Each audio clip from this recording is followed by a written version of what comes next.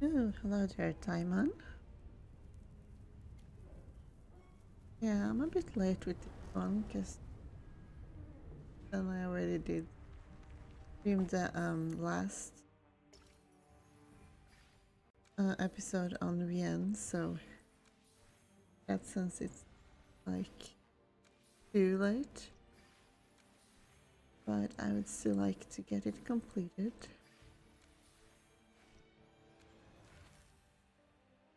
And also today seemed like a decent day to do that, because as you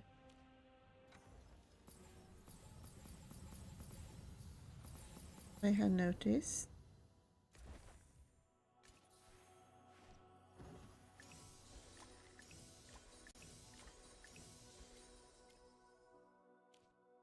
Lemon's banner is now. Stitchy will protect us. I also think he's pretty good as well. So I'm going to get my first copy of him on this account. And I'm also planning to max him out, but I might not do it right now because I like to save some pulse for later. As he will be staying there for like 20 days, and in the meantime I'm saving my other invites. Stitchy will protect us. So, to begin with, we'll get this one.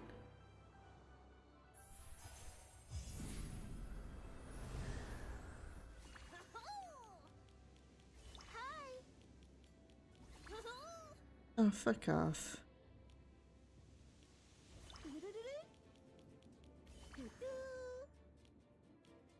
Hi. The other day I actually got 3 A levels from the banner up on my original account, and that's like the ultimate miracle when you get that, and it's not one of those 30 acorns with actual A levels. Will you stay with me forever?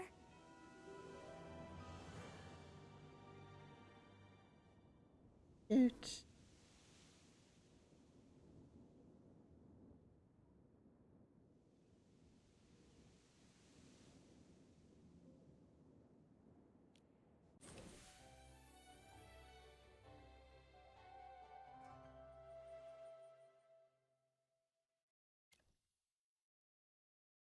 Stitchy will protect us.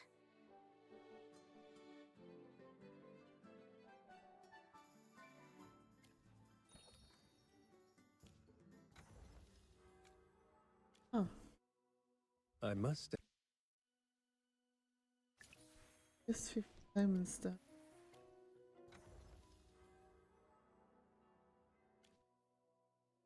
Stitchy, There is single come play copy with diamond. me. Let's stay here a little longer, okay?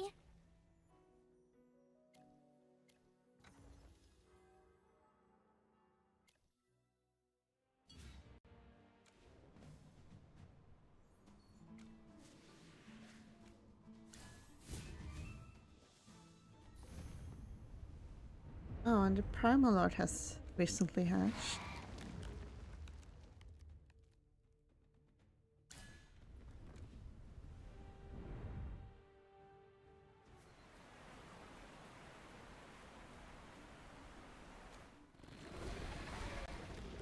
One thing that I find interesting about this guy is that the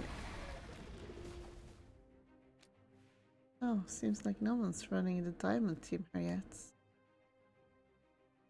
Gotta set that up. And one thing I noticed is that even when you only have diamond at 1 copy, his team still seems to be the best one to use against this primal lord. So like, even if you can't afford to go all in on Diamond's banner, I think it can still be useful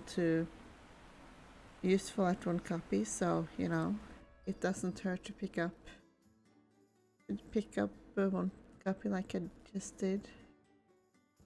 But I'm not going to challenge the Primal Lord right now, so I'm gonna show it later. And for now, there's some delays, and provided I don't fall asleep before I can get to it, I will be continuing on to the last episode of the main story this season.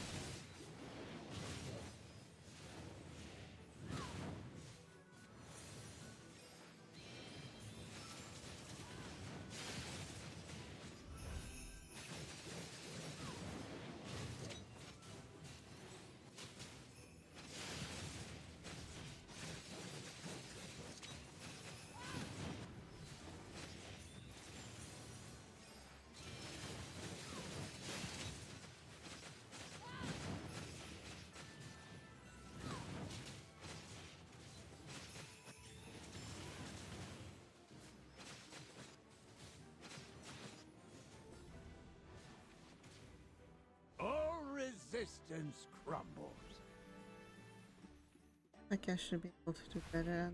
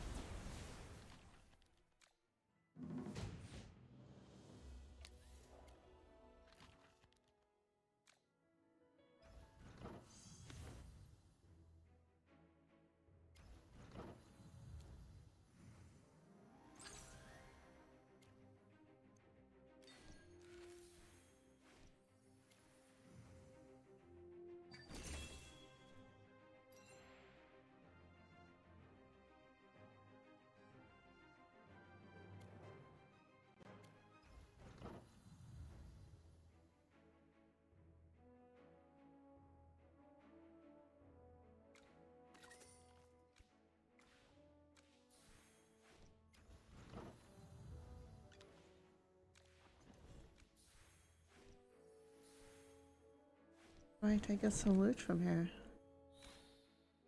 Here, that's honestly kind of ugly. I guess it's okay if you are from Buoyant look.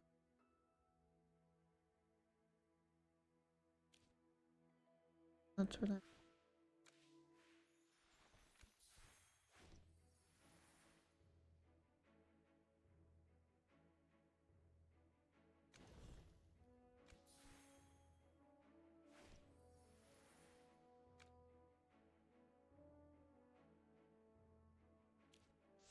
Luckily, if I get something good this.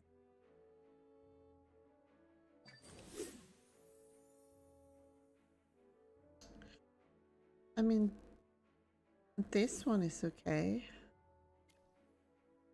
Probably pick that, but I'm gonna any of the other ones are any good. If the refresh, I mean.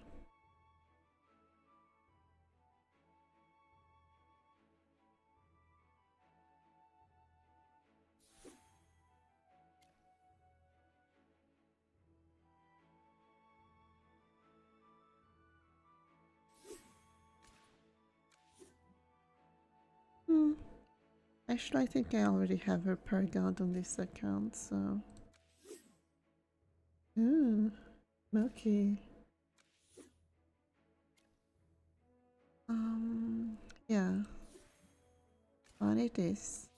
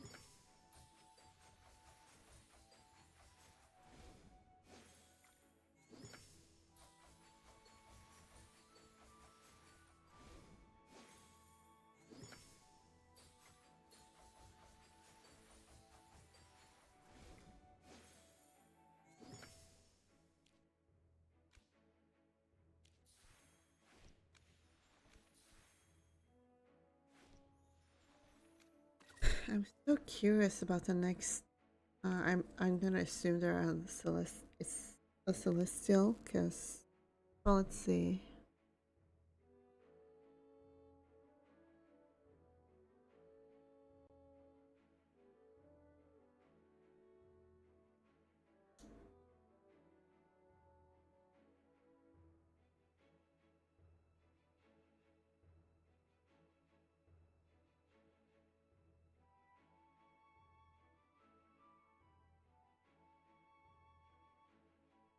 I think probably next one will be a celestial. So yeah, I'm curious what they're gonna.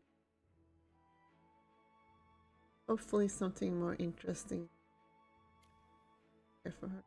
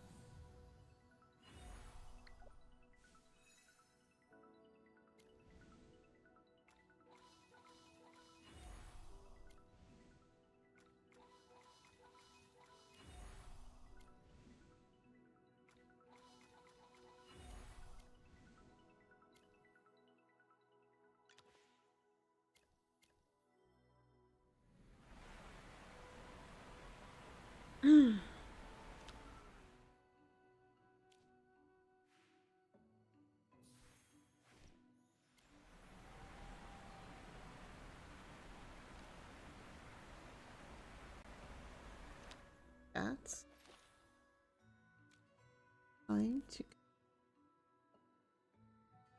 make our way to the Temple of Heltor, where we have a decision to be made.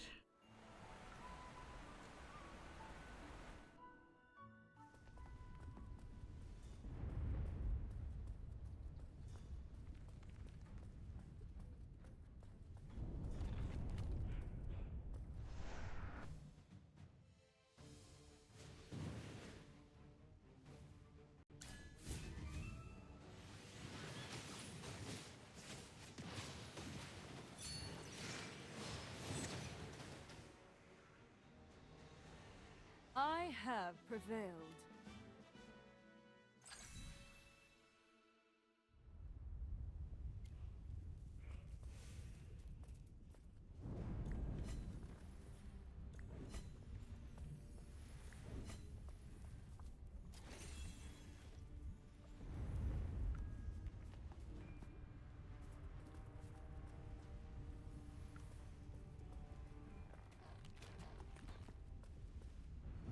I searched the area. There's a stone bridge to the west. I believe that bridge leads to where we want to go.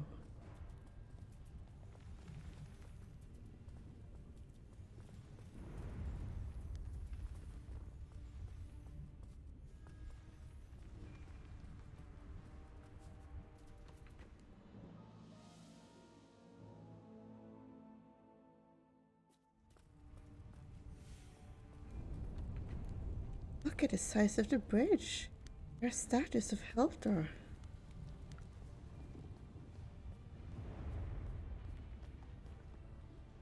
I knew there would be guards there. A fight was inevitable.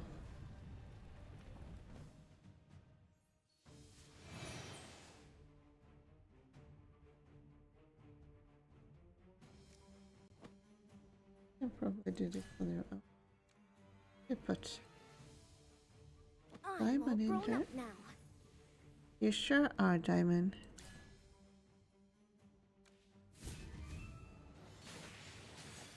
Careful not to damage anything.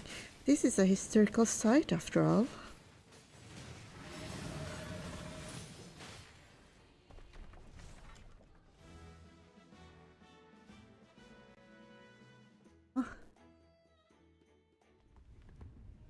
Hey, a big rock fell from the god. This is... Ugh, this rock is as heavy as a dragon's hoard. It was so loud when it fell. This isn't an ordinary stone. There's an odd symbol on it. Oh, it's an ancient rune. These were commonly used during the heyday of the Ironheart Dominion when our ancestors ruled. Hello there. What does it say? Let me take a closer look. This rune looks like a number to me. If I remember correctly, this is the symbol for 1. Eldrick likes to design all kinds of mechanisms, and this stone may be the key to opening everything. If there's one, there might be others. Anyway, let's take it with us. Oh, since it's important, we'll leave it in your safe hands, Magister.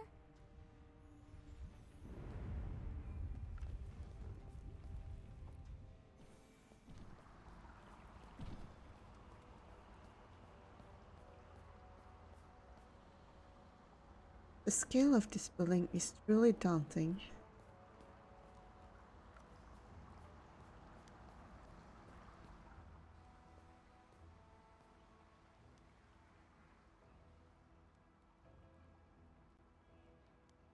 Look, it's Helter's bow. I sense something. It was really here. It's the Eclipsion! Eldrick! You despicable man!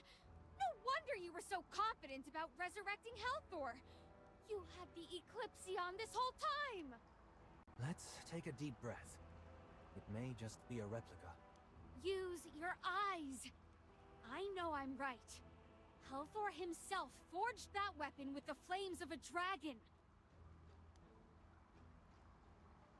Even if it's far away, even if I don't understand magic, I can feel the power it exudes. The Eclipsion cannot be replicated. No doubt it's the real deal. Strange. There's a dark energy around that bow. Although it's very weak, it's definitely not divine power. Actually, I guess I could put the chat window here. Now it says not logged. Aren't quite checked. But would be a nice thing to figure out again. If I get more activity, like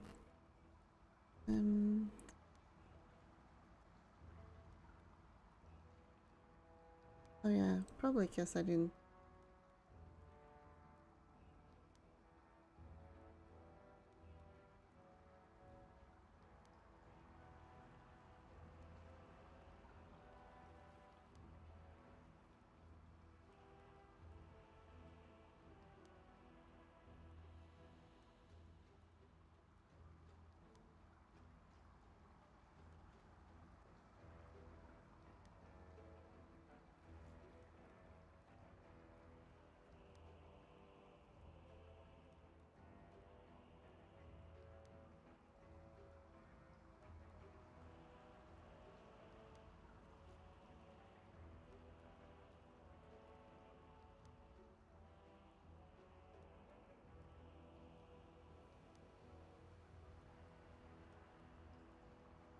Let's see if I can figure this out right now, actually.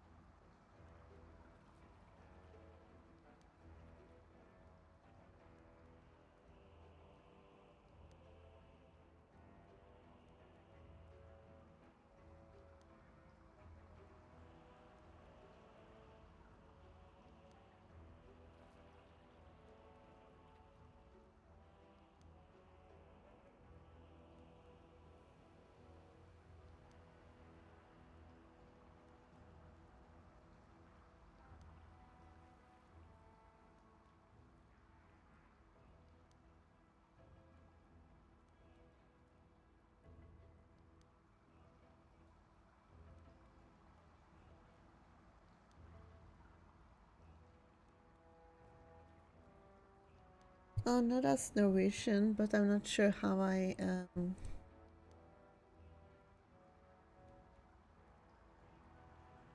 just get it to show the chat, because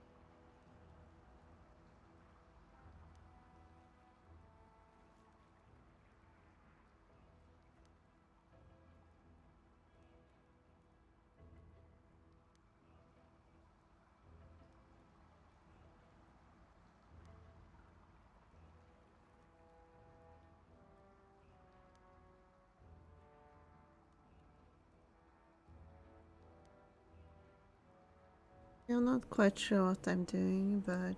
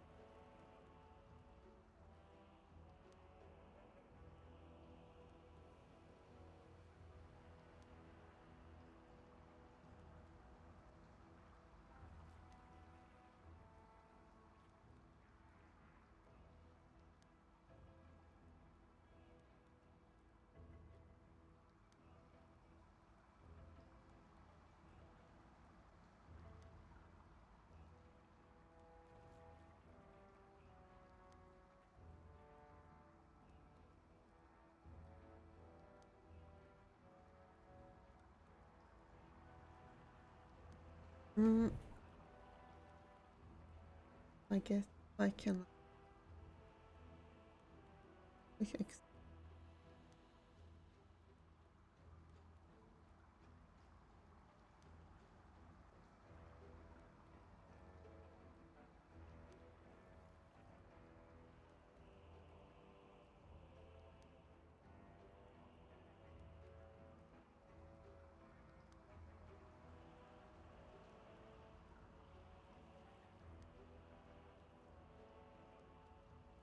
This is just how it looks.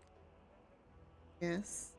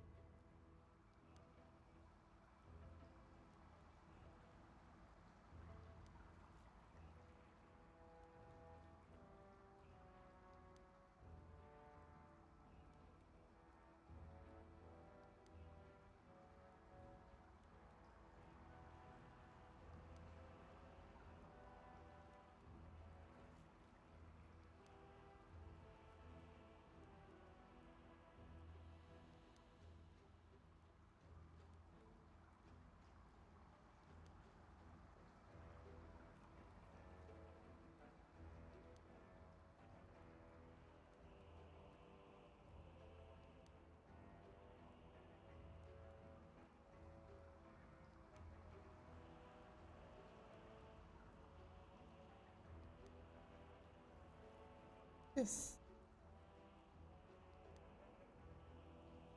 Yeah, if I got the sizes all that well. Okay.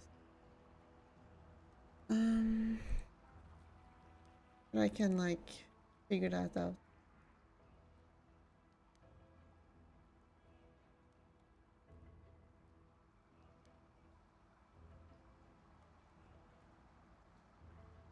They like fine for now.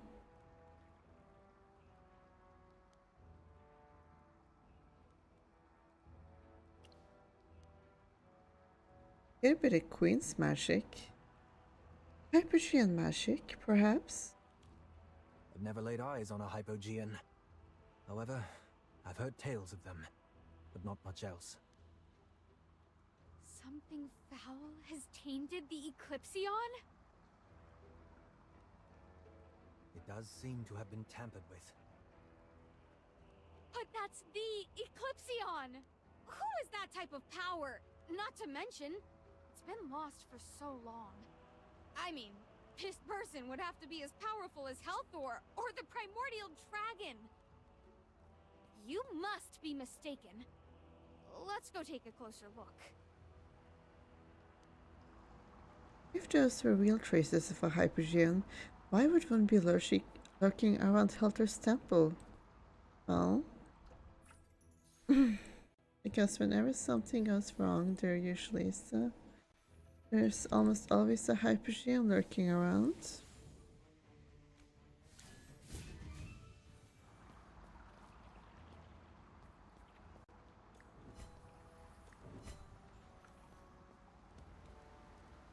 Temples, Hypogeans. These statues along the way and the pedestals besides them. This all should be related.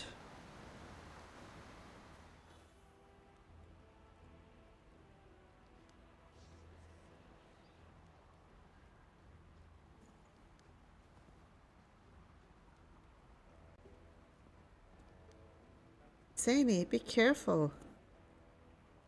Eclipsion.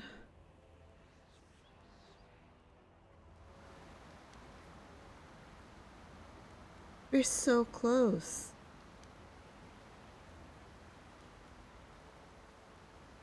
Yeah.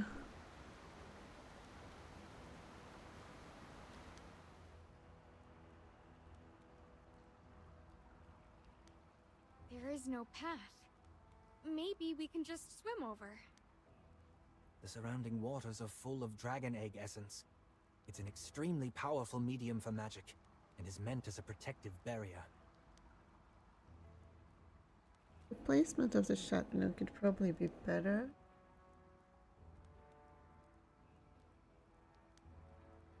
Hey, I'm magicless. What's there to be afraid of? Although you can't sense magic, and your mind won't be affected, the magic can still affect your body. Worst case scenario is that you turn into a monster. If that happens, I get to send you to meet your ancestors. Gee, thanks.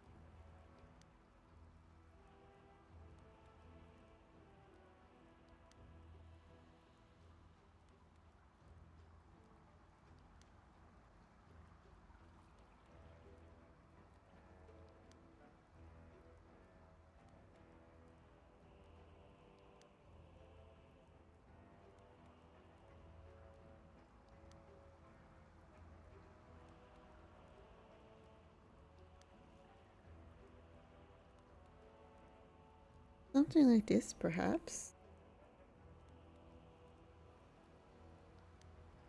I don't really like that it's fading away, though. Not really necessary.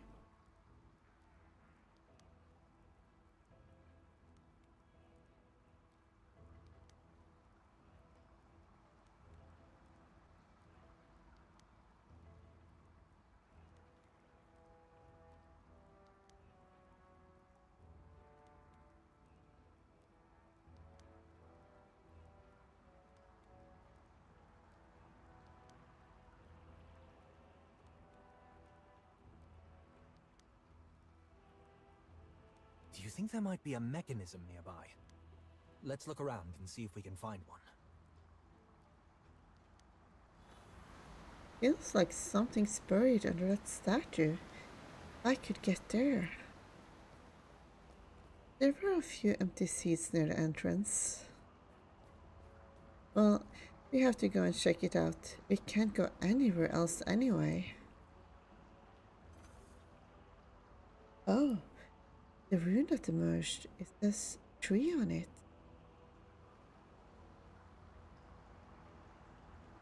These words below.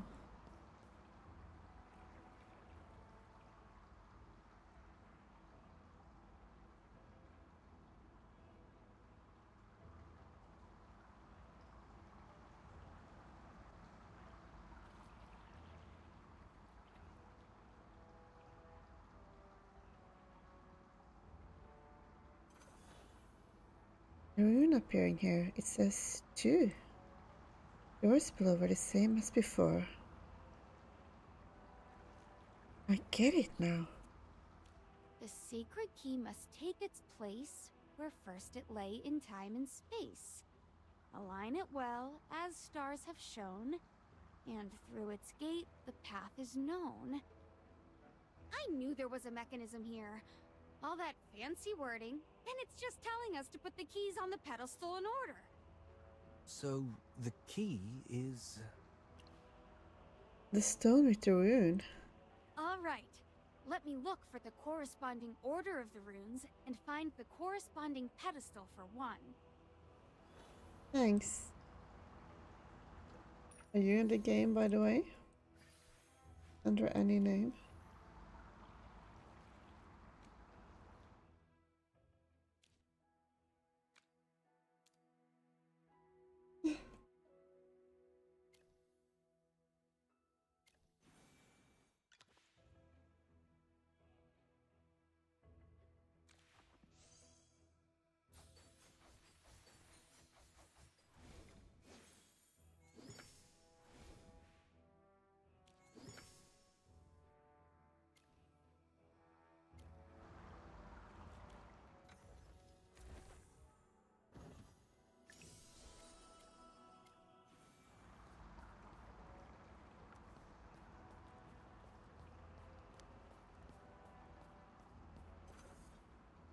This is 4, so the opposite one is 1. Let's try putting in 1 first.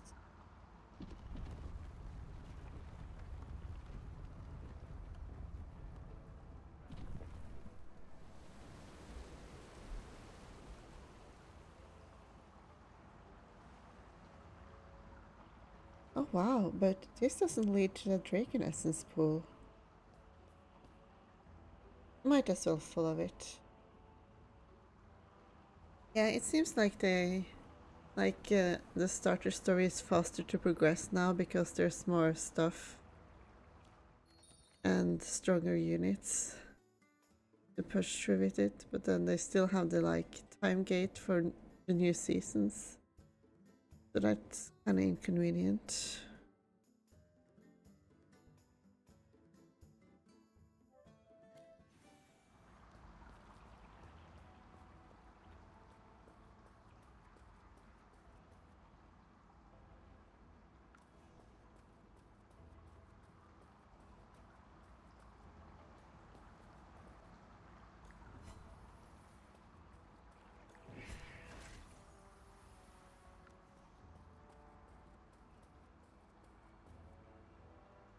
Teleportation circle? It's a sail magic. I can't interact with it. Then what should we do? Hey, Indris, think of a solution. Sorry, I can't use it either. This spell was woven by a high priest, far beyond my magical skills. If only Feli were here. Really? Oh, the Sylvan tendrils reacting.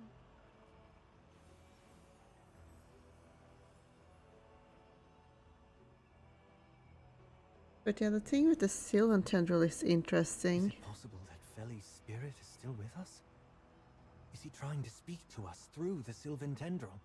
Just that it reminds me of that seed from the Dark Forest storyline, and also in the story they keep comparing the curse of the assailed to the corruption of the Dark Forest. So there does seem to be some connection there, though I don't think they've explained what it is yet or where the curse even came from. So I am a bit curious about that. Magister, perhaps you can break the spell now with its help.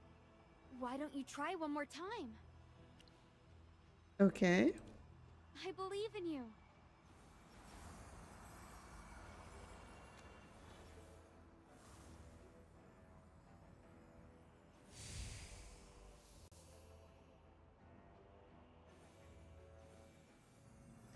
Oh, we did it. We oh, my head. Teleportation takes a toll. Do you need some water?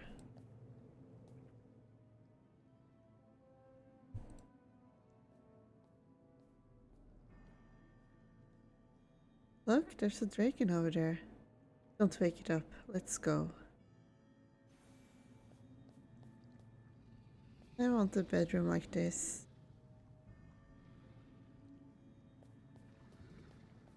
I sense danger. Don't act rashly.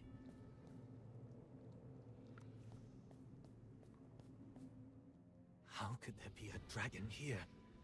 These are the Queen's chambers. Well, maybe she has a thing for dragons, you know? The Queen's chambers? Which queen? Queen Saralith of South Thorin, of course. So you're telling me your queen likes to keep dragons in her chambers? She must be quite the conservationist then. Next, you'll tell me she keeps golden moles in her closet. No kink shaming, okay? I'm in no mood for jokes. Okay. You must understand. The Queen's chambers are a place of great reverence, and only a few have ever been granted entry. Right.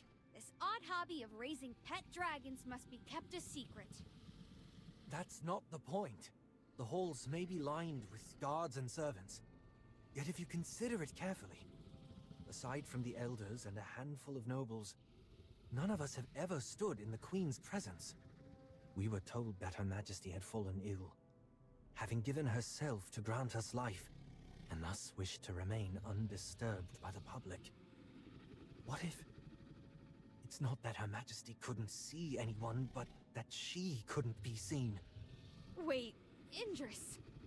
Halthor's beard! You're not saying what I think you're saying. Your queen is a dragon? But how could the Queen be a dragon? Oh no. What if the dragon eggs came from...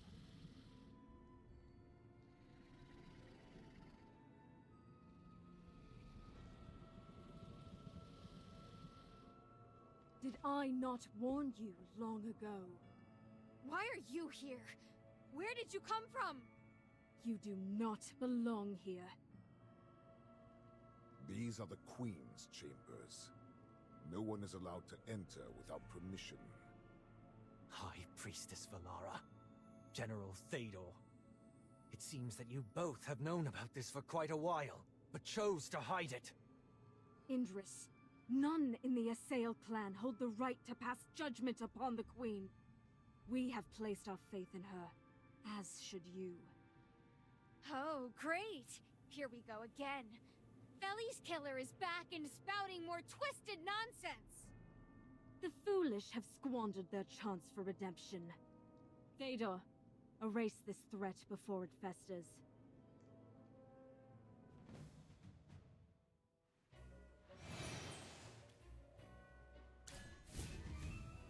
You had trespassed and betrayed your own. Your fate is sealed. You strayed from the path. Repent and return to the fold. Peter, are you thinking of your past? I must warn you, do not be so soft-hearted.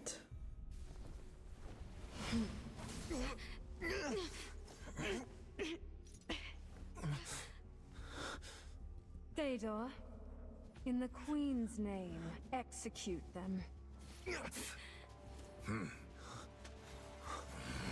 Halt!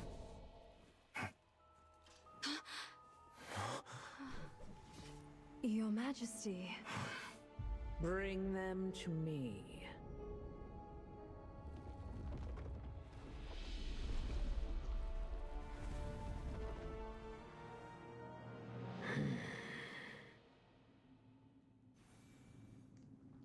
Beautiful. Your Majesty, Captain Indris has conspired with the dwarves and outsiders to unearth the secrets of the Divine Dew. What he has done threatens the sacred order of Salthorin. I beg you to deliver a judgment befitting this treachery. What say you, Indris? Two foreign ones walk among us. This very moment may be your reckoning, for your words will seal your fate. Your Majesty, your appearance. May I inquire what has transpired? Indris, how dare you question Her Majesty so? Such insolence is unforgivable. Calm your ire, Velara. Such a bold spirit is not commonly found. Indris, hear me. I am not a dragon. I am a sail. Yet thousands of years ago, Misati, the goddess of the earth and rivers, cast a curse upon us, banishing us from the dark forest. In my struggle against her curse, I sought the strength of dragons. And through the years, I have transformed into this. Misate. Yes, she denied us the river's embrace and the warmth of the light. The dark forest. It was once our home. Yet due to a single misstep, all our efforts were undone by Misati, and she cast us out. So what was this misstep exactly? I don't think she actually explains this. I see. No, I don't, but... Our ancestors were not driven from their homeland by the Hypogeans, but rather cast out by a god? You're telling me everything we've been taught about our history. Was it all a lie? We Assail carry a curse from a goddess. I doubt our people could endure such a bitter revelation. Another curse.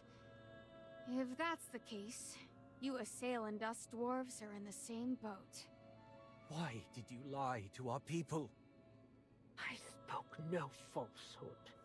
The land Misati forbade us to walk is far more dreadful than any epic could ever capture. Ha! How dreadful could the surface be? Indris will know once he sees it for himself. Queen of the Assail, my ancestors enraged the dragons and got cursed for it. What did you do to get the goddess all riled up? The gods are fickle. We only sought to protect our homeland. In the end, only the power of the primordial dragon could stand against Misati's curse. We had no choice in the matter at that time. But we transform into monsters once we stop drinking the dragon egg essence. Is this not another kind of curse? Why halt? The primordial dragon births even in slumber. Truly, it is a creature of unparalleled wonder. So long as we partake in the divine dew, none shall transform into the monsters you so dread.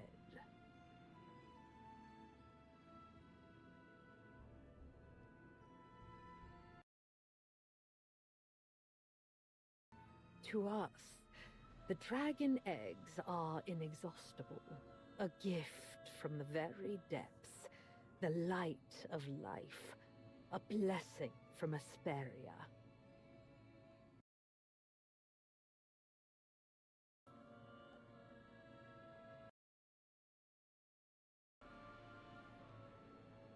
Every gift has a price, and your body is the best proof of that.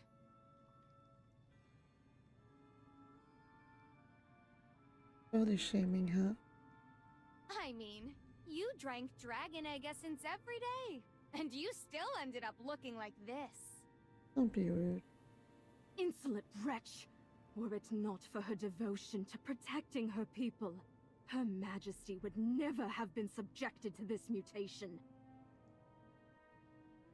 Her Majesty is bound by her duty to uphold the peace of South Orin, and thus, she consumes the divine dew in great measure to draw strength. Her altered appearance is but a testament to her unparalleled greatness. You, foolish outsiders, cannot comprehend the noble intentions of the Queen. Please calm yourself, Valara. I trust Indris will comprehend the necessity of my choice as ruler of the Assail. Consider it, Indris. If the clan were to discover the truth, the weight of their suffering would be unbearable. You see? Even a spirit as strong as yours is not untouched by the weight of such a cruel reality.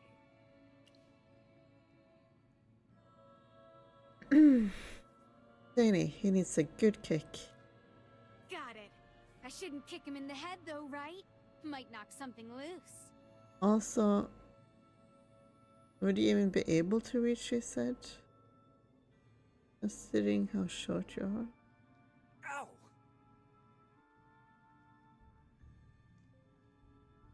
Good. You look more like yourself now. Stay firm and say what you have to say. My resolve is the same as always. I was just thinking about how to phrase my words. Your Majesty, though despair may grip the hearts of many, fleeing from it will only lead us further from the path we must walk. Your people are much stronger than you think. They have the right to know the truth, and they will face it together with you. Yeah. Who knows if this curse that God has supposedly put on you is true or not? It could just be something she made up. Words aren't enough to prove it. As you wish. I shall fulfill your request. Valara, Fedor, reveal to our guests the true horror of this curse. After a tense silence, Valara and Theodore return, escorting 2 members of the Sail clan. The air thickens with anticipation as their presence looms large.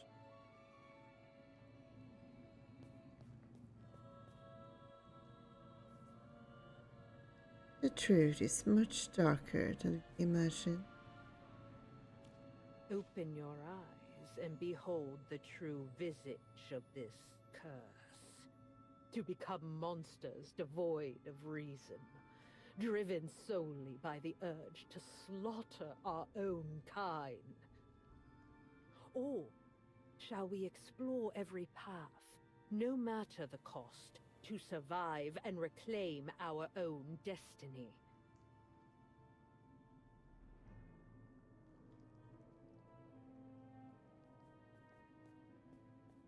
I mean, considering the cost you're paying is already pretty high. Yeah. Probably.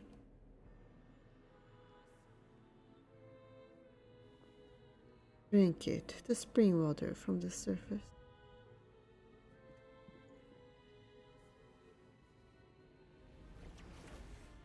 Ah, my throat. My insides. Do you see now?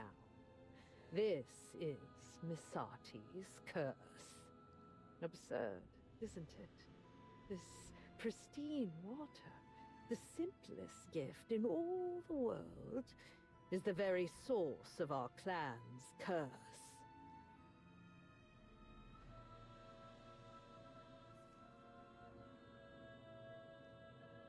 It begins with unbearable pain, followed by madness, and eventually, the emergence of a mindless monster. 2 millennia past, I led the fiercest of our clan from our homeland, and yet, fewer than 1 in 10 reach South Orin alive. Yet fortune smiled upon us this time, and I found a dragon. Or more precisely, the slumbering form of the primordial dragon. I do not know why it rests here, but I pray it never awakens. Because the power of dragons is enough to challenge even the gods. With the primordial dragon, we, the Assail, shall no longer suffer the curse of Misati. The primordial dragon's power was beyond my grasp, but I did not falter.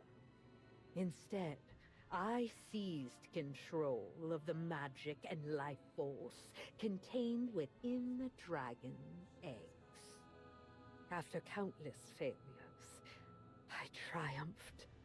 The divine dew was finally brought into existence. Do you believe I am simply boasting of my accomplishments? No.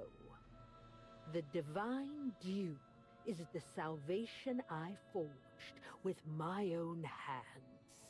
Not a gift from the gods, but from me alone. Now, the Assail rises with new life. At this moment, you shall witness the power of divine grace with your own eyes. Give this one the divine dew. Let the other show you the fate of those forsaken by the divine.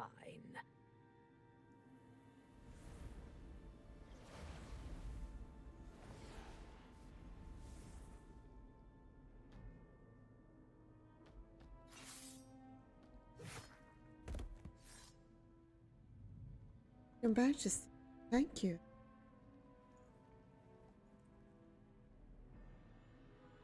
Indris, I ask you, what is your choice? Don't hesitate. Accept Her Majesty's guidance and favor. Just like I did years ago. You? Do you mean... Yes. I too delved into the mystery of the divine dew, questioning its nature and the path Her Majesty chose to follow. The path you are walking now is a path I have walked before. But you still chose to cover up the truth with the Queen. Cover up? No. When I witnessed the truth of the Forbidden Land and endured the pain of the curse, I realized that the path Her Majesty chose is the only one that offers any glimmer of hope.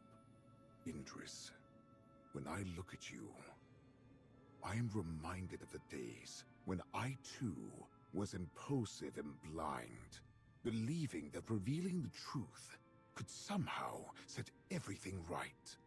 However, in the face of this despairing truth, the Assail have no other path forward. To avoid succumbing to our tragic fate, we can only choose this path, even if it's cruel. There is no shame in survival. Ignorance is a kindness. In time, you will understand. With boundless mercy, Her Majesty forgave my past arrogance. I can only hope she grants you the same grace, Indris.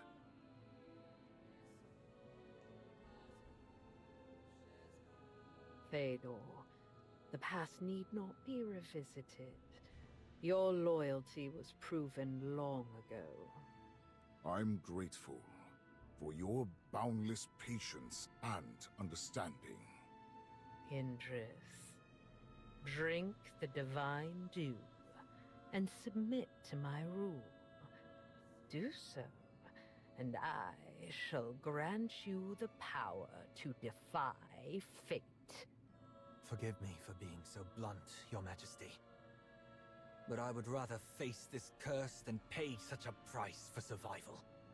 Your courage is commendable, but it is wasted on reckless foolishness. Who gave you this courage? Was it you there, mage from the surface? Yes, he knows I have his back. Yes.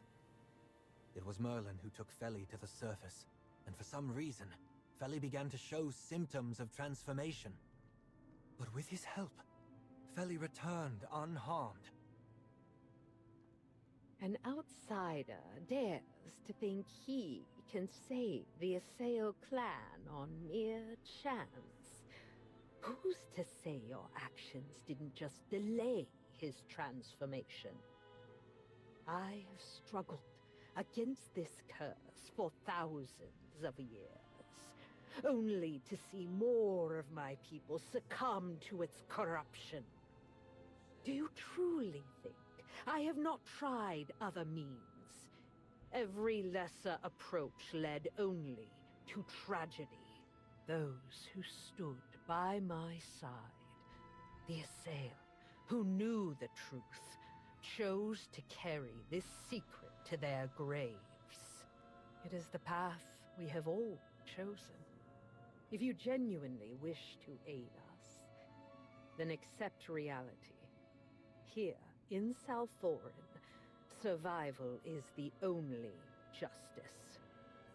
But the Sylvan Tendril really works! Feli! Enough! Did you witness the curse being undone with your own eyes? I did not. I saw it. I can prove it.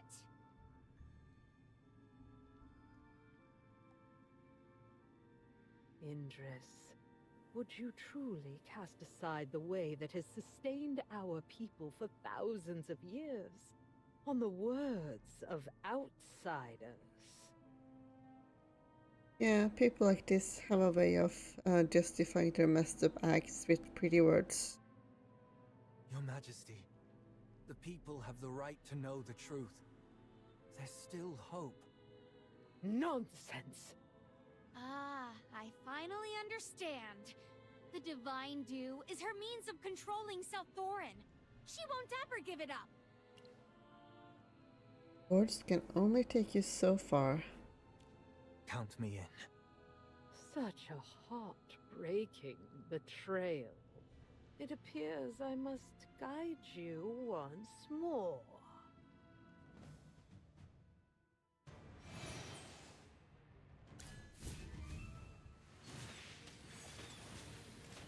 Target identified.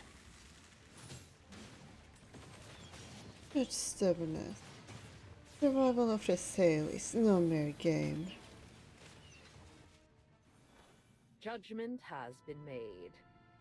Fëdor, take Indris away. Leave the lost child somewhere in the dark to ponder the cost of his betrayal. As for our two uninvited guests... I'm not one of yours, so your judgments mean squat to me. Very well. Valara, see that our dwarven friends take charge of them. I don't want this matter to attract any unnecessary attention.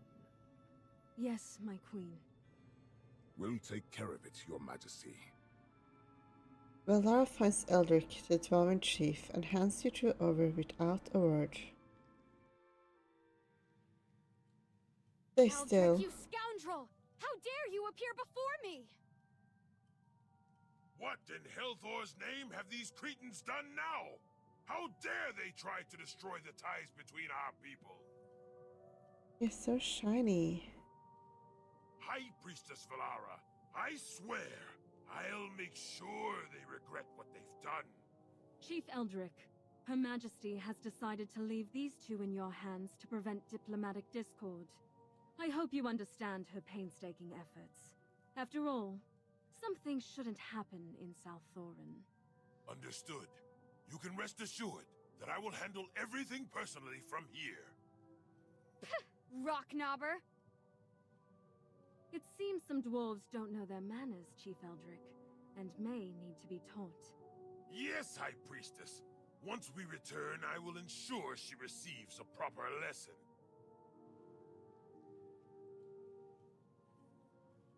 It's getting late. I'll take them up first and offer you my apologies later. I look forward to hearing from you soon. Farewell.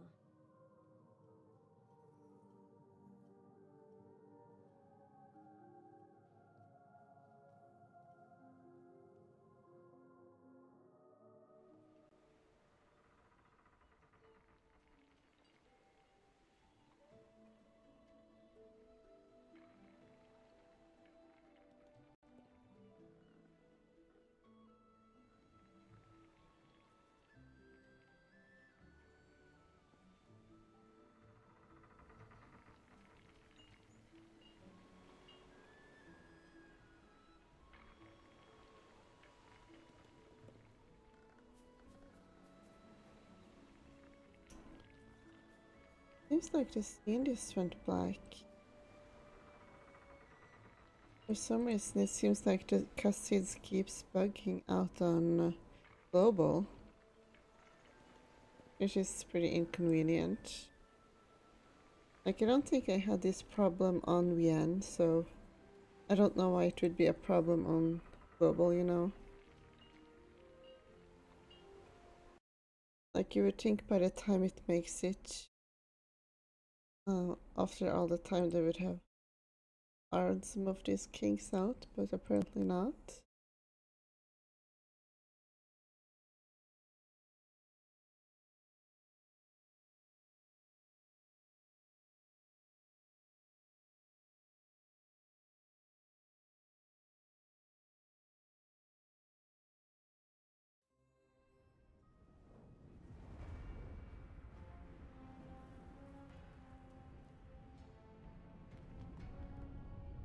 Don't pat his shoulder this time.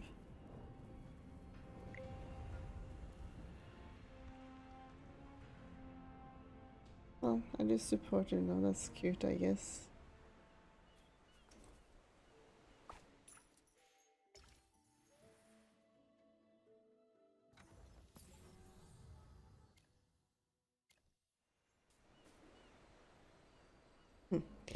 Time to face your fate.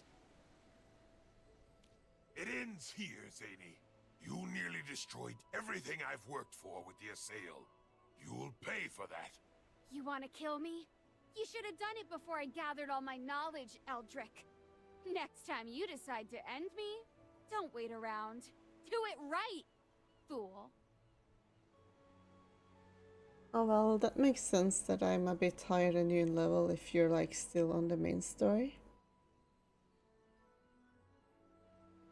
Because when you get into the new story you also get more levels from that. Why, you? Oh, wait. There won't be a next time. Let's go, Magister. I think.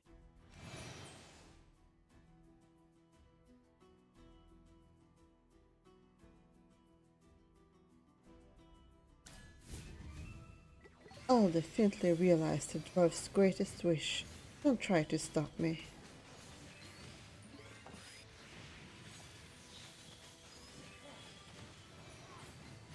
Give up already, it ain't happening in this life or the next.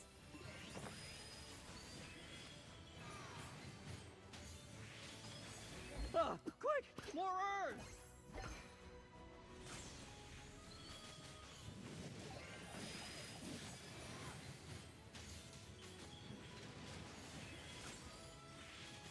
Get ready, I'm about to open a can of whoop on you.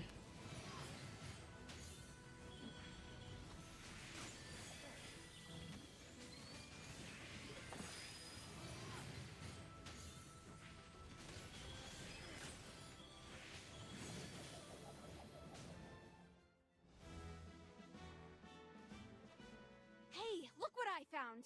I found found a runestone with the number 2 on it on Eldrick. Keep it safe, Magister. This thing should unlock the mechanism that protects the Eclipsion. Give it back! Oh, you can still speak. Well, let me take care of that for you. Finally some peace and quiet. Don't worry, he's not dead. I only hit him with the back end of my hammer. He might not wake up for another 2 days, though. But when he does, he's gonna have a splitting headache. Ha! What are you going to do with him?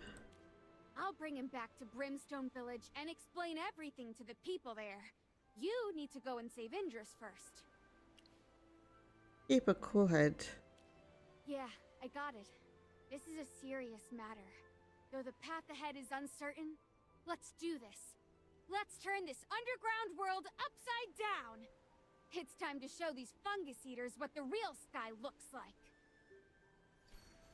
Just complete a difficult decision. In the Queen's Chamber, the Azel's thousand-year curse is laid bare. Indris makes a fateful choice.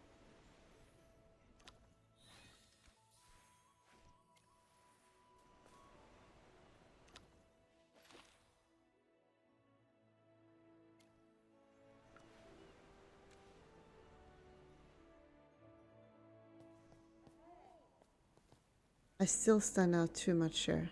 Let me change my clothes again.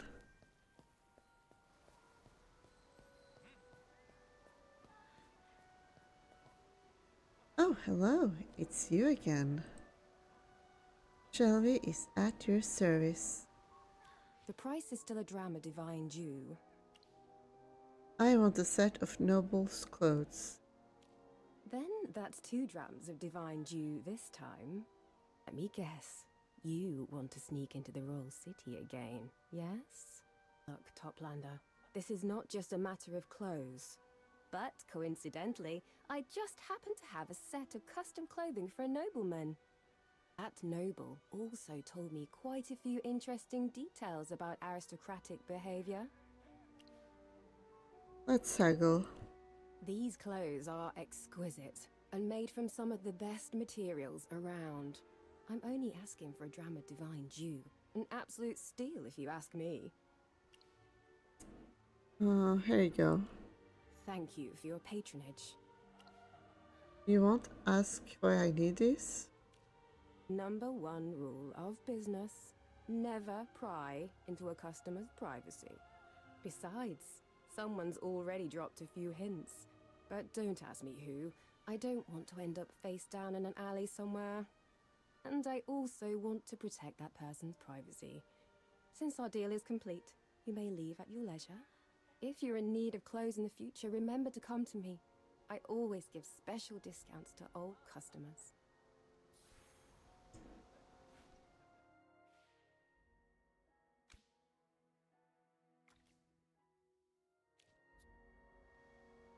With your disguise in place, it's time to contact Zany. Even from this distance, I can smell that aristocratic stench on you. Not bad. Great disguise. Oh, I know, it's amazing. Kind of fun that this is enough to disguise me, apparently. I don't even need to change my hair this time. How are things in Brimstone Village? Under control, but everything else is still a mess. I have to take care of things here first, so it's on you to figure out where Indris is. Good luck. What? Where do I start? I don't know, but your best bet is to ask around. Those uppity nobles might have heard something. If they haven't executed him yet, he's probably rotting away in a dark cell somewhere. He knows too much about Selthorin and the Queen. They'll want to keep him locked up tight. However, it won't be easy to find anything out. We don't have the right connections there. Maybe someone can help me. Who? Indris's boss, Fabian, the mighty Imperator of Selthorin. Oh, you mean that Ravion fella? Why him? Do you think you can trust him? Sure. Remember? After the riot? Halthor's beard. You're right. Looks like someone else has been suspicious of the Queen for a while. If that pink-haired himbo really is on our side, then we might as well give it a try. I don't think I would classify classify the guy as a himbo though. I think honestly that would describe Indris better. Because, you know, himbo is supposed to be someone who's kind of not very smart, but pure of heart, sort of, which, you know. I'm going to try to get everything in Brimstone Village handled as soon as possible. If you have any new information, let me know. I'll check the training grounds. Ravin might be there.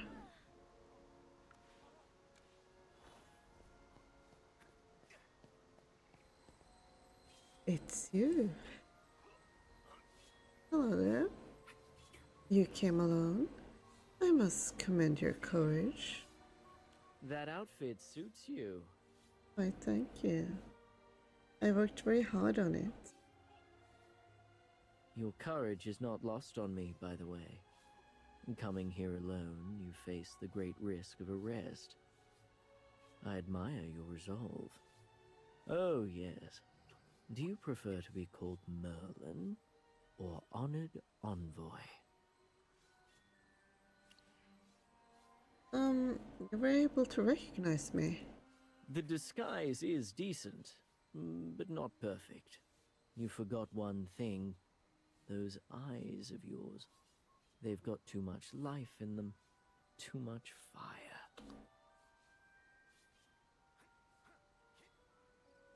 Let me guess. You're wondering about Indris's situation, aren't you? He's been through a lot. That much is certain. Fortunately, the man is tough as nails, and his life isn't in immediate danger. I'm giving you this information for free because of your courage. But if you want to learn more, you'll have to offer something in exchange. Secrets have their price, you know. What do you want? Just tell me what happened. I heard you, Feli, and Indris snuck off to some fun places. What did you see? What did you do? Well, I just went to your mother's chambers. Ah, so that's how it is. Interesting. You've just given me a very important puzzle piece. Due to my station, I cannot take you directly to Indris myself. However, let's say you eavesdropped on one of my conversations and overheard that Indris is being held in Her Majesty's palace. Oh, how careless of me. Also, inform that little friend of yours to stop causing so much trouble. Indris is being held under tight security, so you'd better be fully prepared before you go. It would be a pity if Valara or Théodore brought me news of your death. Why are you helping me? Sometimes it takes an outside force to bring about change. And I've been waiting for a change like yours to come along for a while. Oh, Salthoran. It's high time for this stubborn stone to change. It's not too late yet. You must wait until late at night when the Queen is away and the guards change. I'll be waiting for you at the side gate of the palace. I'll at least make sure you have a way in, even if I won't be joining you. Make sure you're there.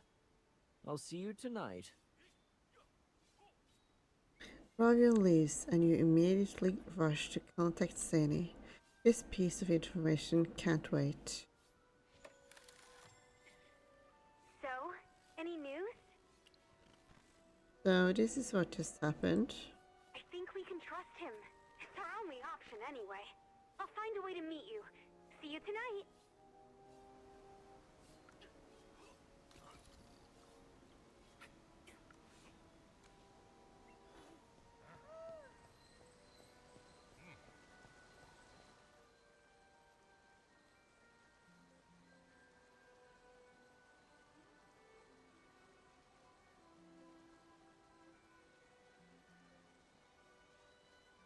What a convincing disguise. Ravion, the guards have been acting up. Why can't you restrain your men? Don't look at me. It's your fault we're in this state. My fault? You're the ones that locked up Indris. Of course the guards are a mess. You're the Imperator, the commander of the guards. As the Imperator, I don't truly know how things run. It's my subordinates who handle the real work. Now that you're aware of this, leave the guards to their duties. I don't know what those unruly commoners will do once order starts to crumble. To keep things from falling apart, you'd better release Indris sooner rather than later. That's impossible. He knows too much, and he's already disobeyed Her Majesty. Yes, of course. He was never going to end up like you, my mother's loyal hound. You... Oh, by the way, Valara said she wanted to see you. She's at the Wisteria Hall. Understood.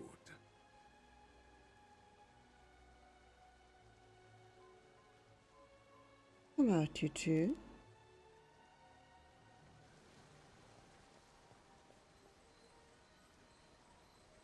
Good.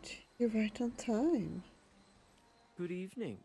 I'm glad you've come, just as you promised. I'm grateful you've chosen to trust me. You claim Indris is locked up in the palace. I'm not doubting you, but I never knew prison cells existed in the palace. My wonderful mother, Her Majesty, has always had a unique aesthetic. Honestly, it wouldn't be strange for her to build anything in the palace. You're the Queen's son? No wonder you're called Your Highness. It can't be your biological mother. It's because we don't look alike, right? Thank you for saying that. Yeah, no problem. I wouldn't have believed it either, but I was fortunate enough to see her before her body changed. Anyway, Indris is locked in a secret room in the palace. Even I do not know the exact location. I've already moved most of the guards away, and I'll help you distract the rest. Be careful when you search. This is our only chance. Don't make too much noise, or it'll be hard for me to buy you time. Follow me. I've arranged for someone to assist you.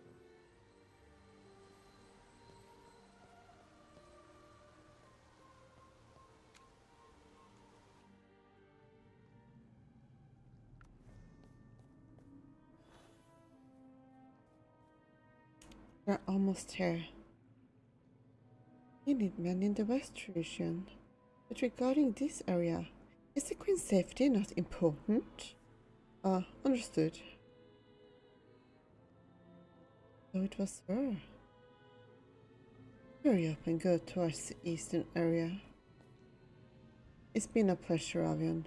Please thank Sarah for me.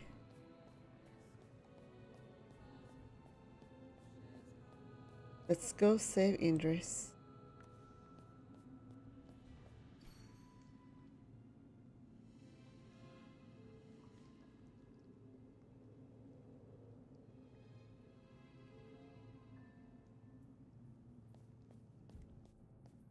There's heavy security ahead. They're probably guarding Indris, so we should proceed carefully.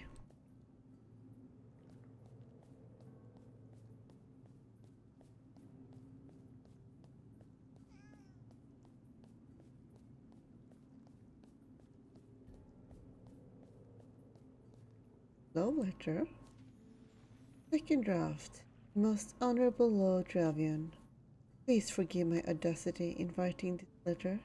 I know I'm too insignificant for you to read my words, but I have to write them down anyway to express my thoughts. From the moment you strode past me in the Grand Hall, I realized the lights were too bright to go unnoticed. Your presence commanded admiration. Your grace was unmatched, and your gaze, it took my breath away. So much? Don't worry, I'm not just know that you have a secret. I hope this letter doesn't get away. Is this too tree? People don't write their love letters like this nowadays. Let me think it over again.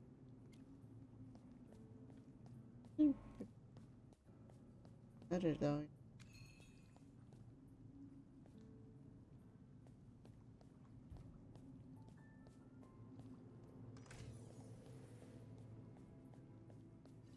No. Flying flies. You trip or something. When you look up again, you realize you have already been seen. You're forced to return to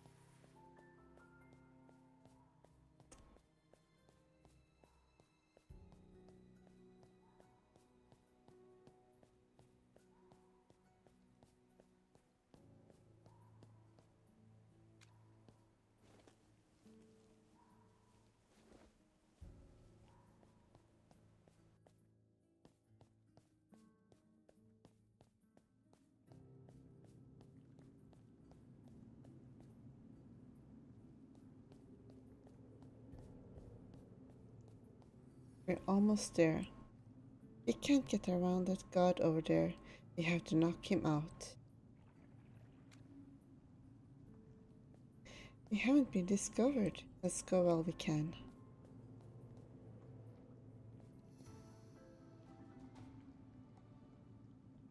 Wait. Well. Merlin, I can't believe you came. I'm here too. You look terrible. We have to get you out of here. Let me free you. Oh no! I hear guards coming. Magister, help him up. I'll try to find a shortcut.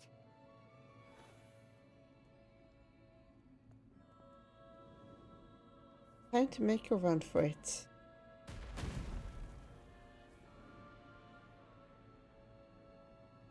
Good. What's going on? Over there.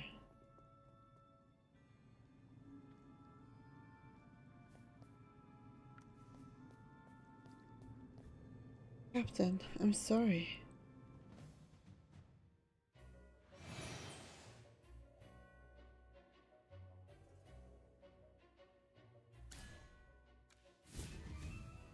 Don't even think about leaving. In the name of Her Majesty, surrender.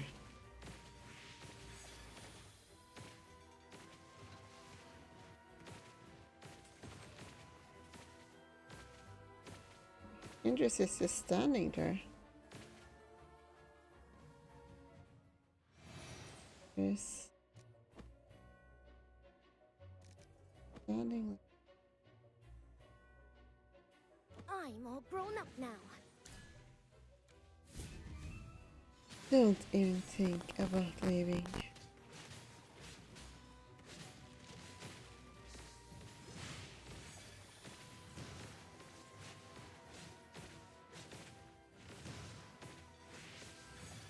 Yeah, the infiltration for this is actually pretty easy though if you don't like try too hard.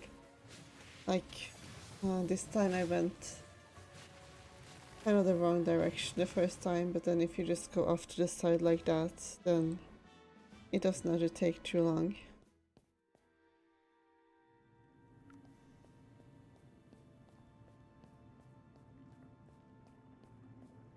There are more people coming. We need to make a decision fast. Guys.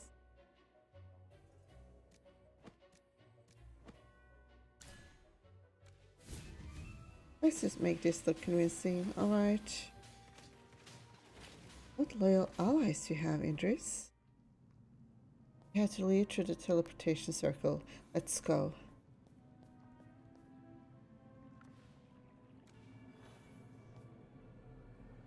Let's beam out of here.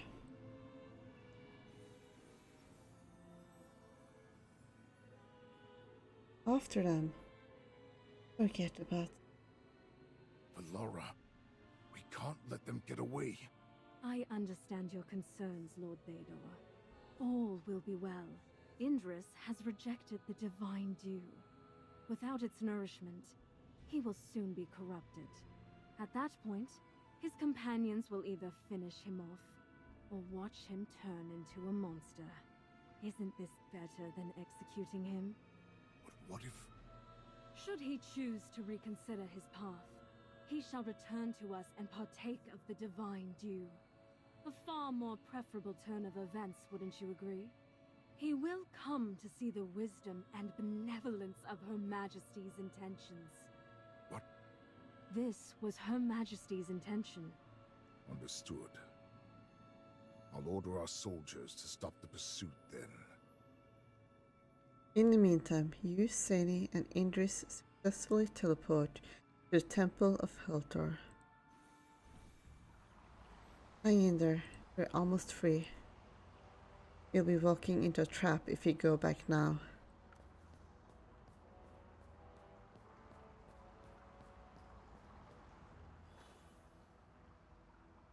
Stay away, I'm about to...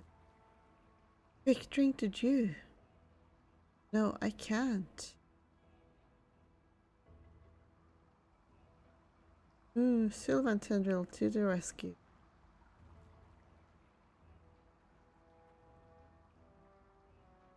The transformation stopped? Great! Magister, the Sylvan Tendril helped you stop Indris's transformation. You should use your purification magic on him now.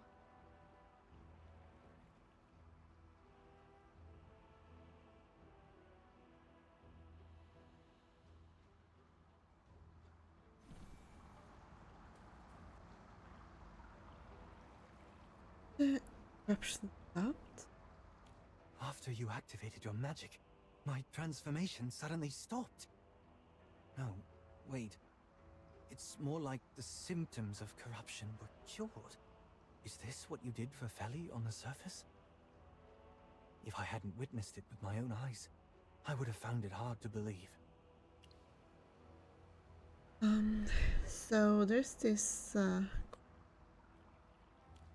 Another example of corruption. So, the Dark Forest also faced such a disaster. It must have been similar to the curse of the Assail. That's why you thought of trying purification magic.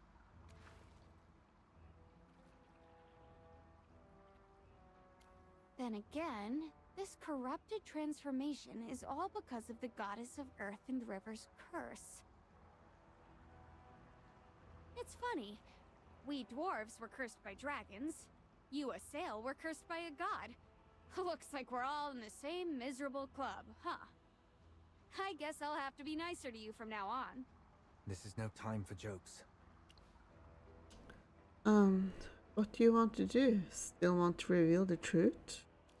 The Assail must know the truth, but my words are bound to pale in comparison before the Queen's authority.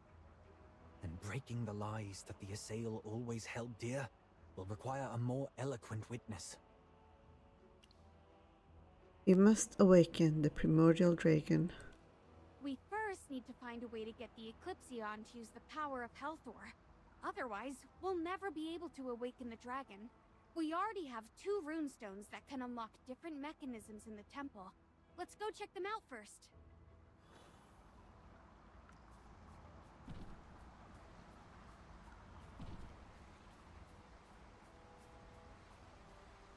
But the rune stops up here.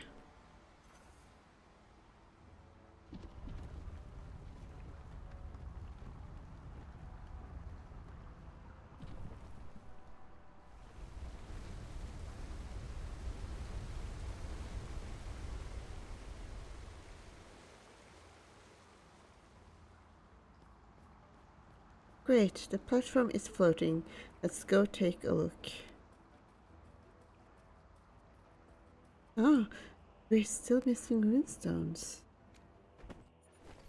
That doesn't seem...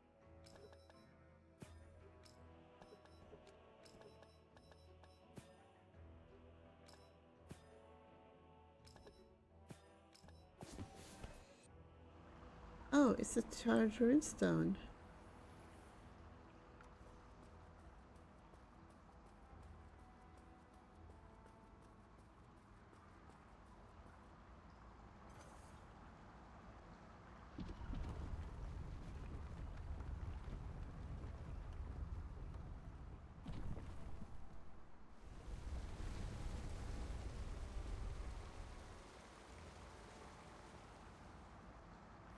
The platform is up.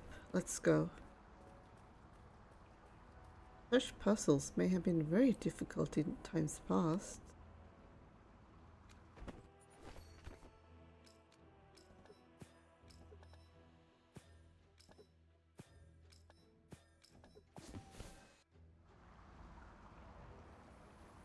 We got the fourth redstone. This should be the last one.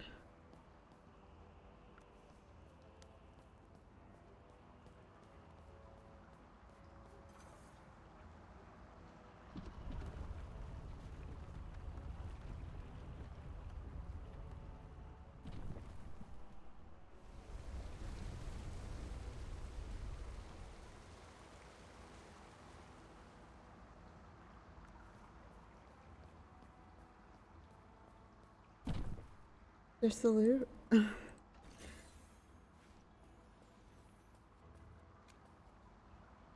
Lever.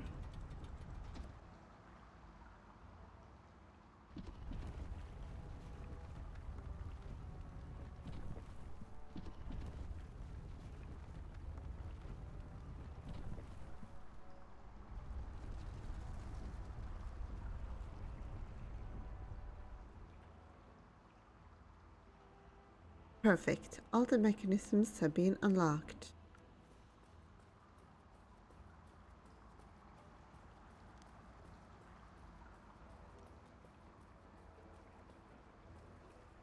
I'm coming, Eclipsion. I have this uneasy feeling.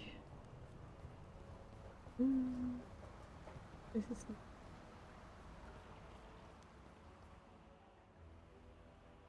Beautiful. Sadie, get back.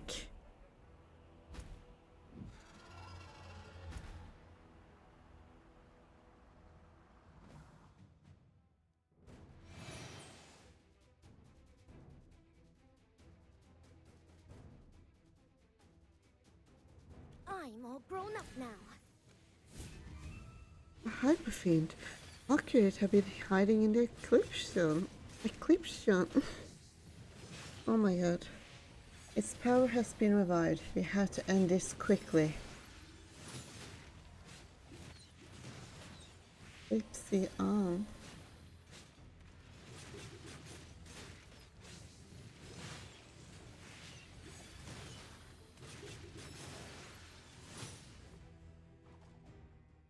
Yay, Stitchy!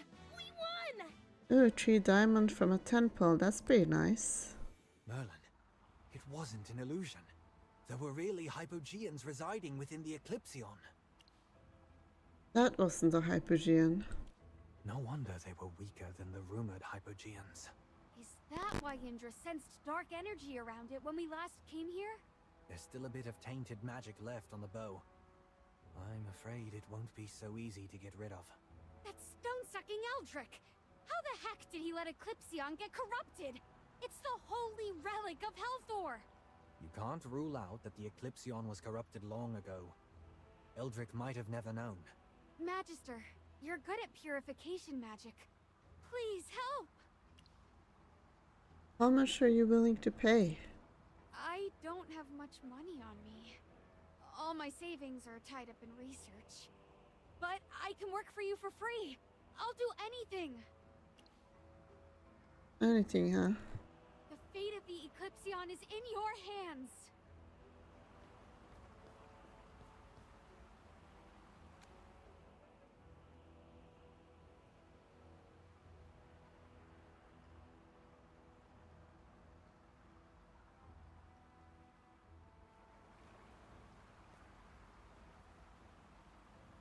Eclipsion, what a beautiful divine creation. It's beautiful. A mythical relic created by Helthor himself. The gears rotate and chase enemies for thousands of miles. It always finds its target. The legendary Eclipsion! Did you two hear that?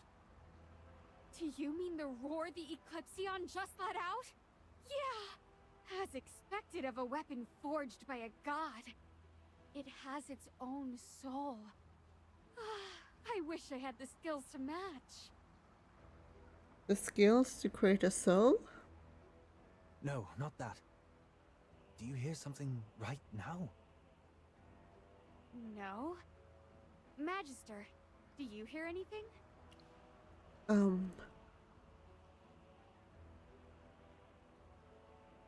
I can't hear anything when you're talking. It's so loud I can hear it over both of your voices. What is it, Indris? It's calling my name. It's telling me to pick it up. Is it a male voice? Yes. It's a deep, powerful voice. Oh, it could be Helthor's voice. But why? The Eclipsion is a relic of the dwarves. But if that's what Helthor really wants... Okay, Indris, pick up the Eclipsion. Zany? You listen to me. The Eclipsion is the light that shoots through the darkness. As a legendary weapon, it deserves a great warrior as its partner.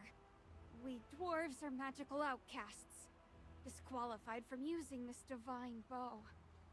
Otherwise, I would certainly never hand it to you.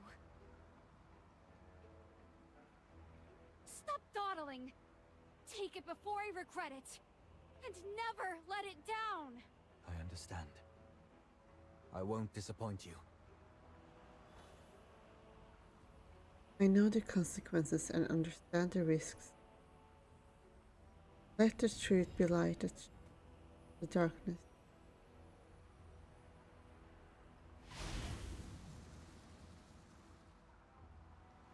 Let us go awaken the primordial dragon.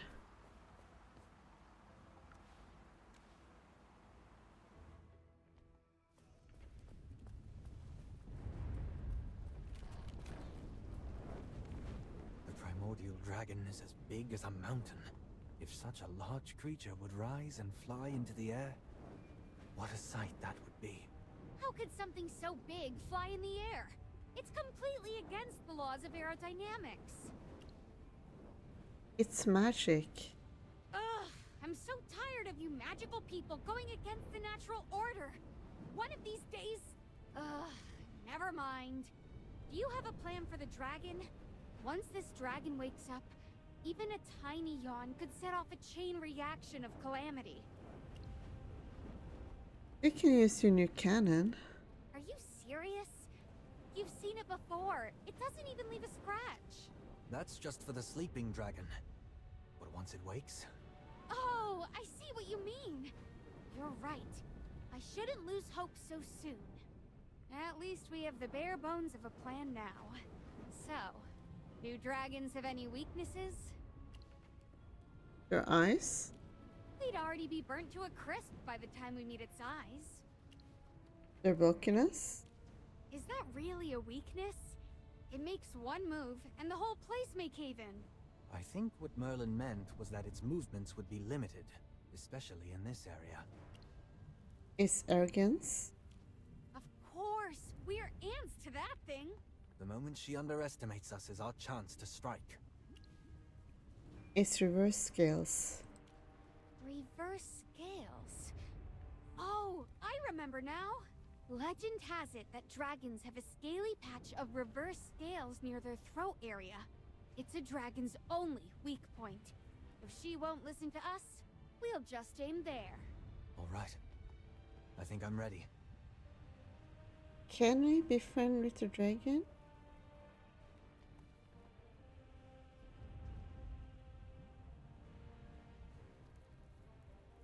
Maybe?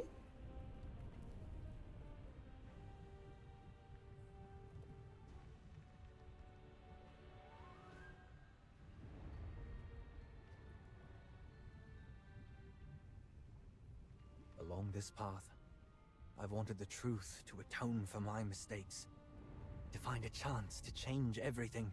But at the end of the day, I just want to show people that there is another possibility. That we Assail have the power to make another choice.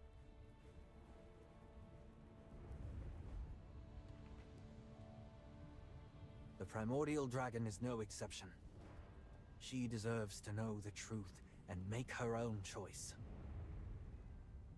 An indiscriminate attitude toward all, with an unwavering persistence toward a goal. A determination as strong as a mountain, with a will as hot as a blazing inferno.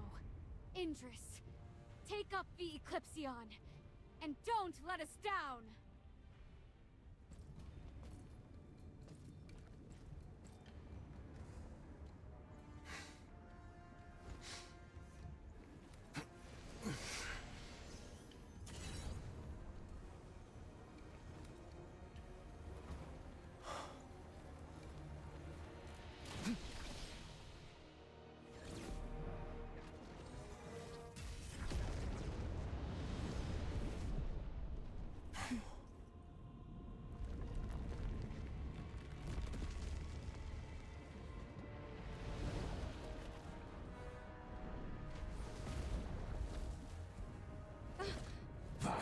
Boars! Brazen thieves! Your insatiable greed shall be cleansed in fire!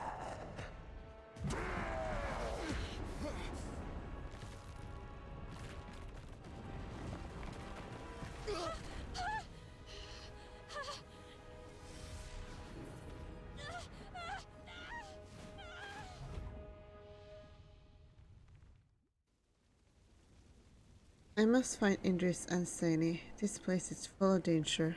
Despite being mentally prepared, the power of the Primordial Dragon was far beyond my imagination. Are you all right, Merlin? I'm more worried about you. I'm fine. Did you see where Zany went?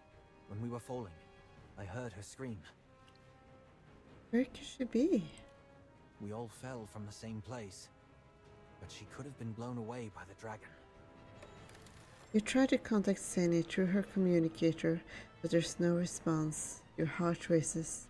What if something's wrong? Is she going to be okay? With your magic as a buffer, I'm sure she's not seriously injured. Let's look for her while we go after the Primordial Dragon.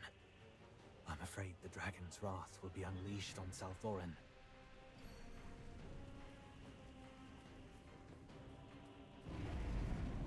Dragon is furious. We can't let her rampage.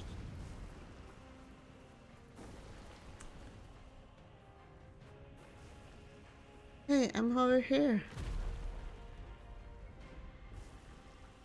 Ah, the bridge has collapsed! I can't get across! Are you two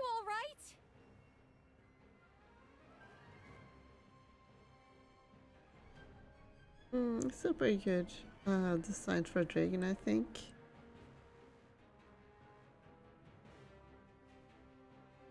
We're fine. What about you? Don't worry. This looks like an old dwarven camp. I recognize the structure. Get over here quick. We'll come to you. You can't use the road. You have to find another way around. You know what? I'll find my way and meet up with you later. You focus on chasing the dragon. We can use the communicator to contact each other. Can't go further. We have to wait for Cindy to catch up.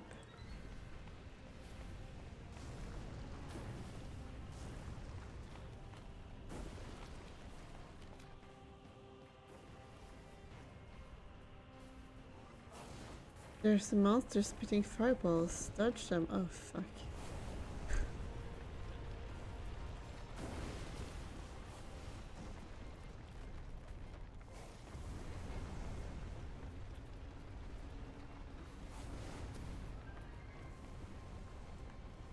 Oh, gosh.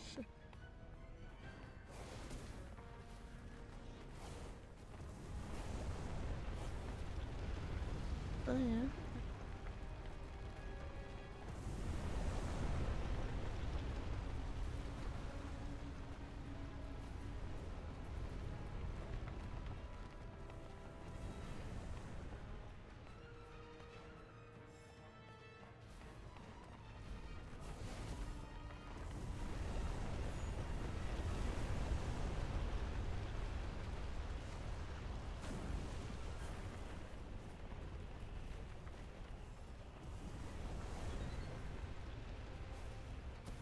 The most dangerous part is over. Oh no.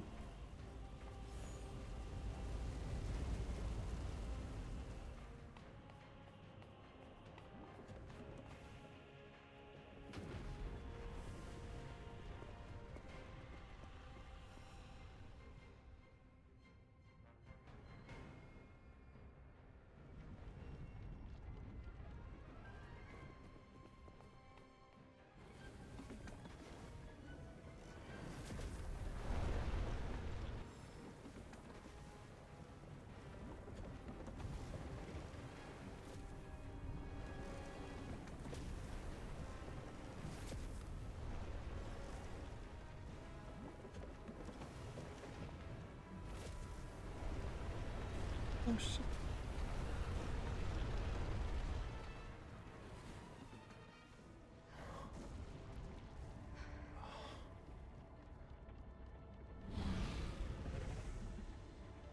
After it!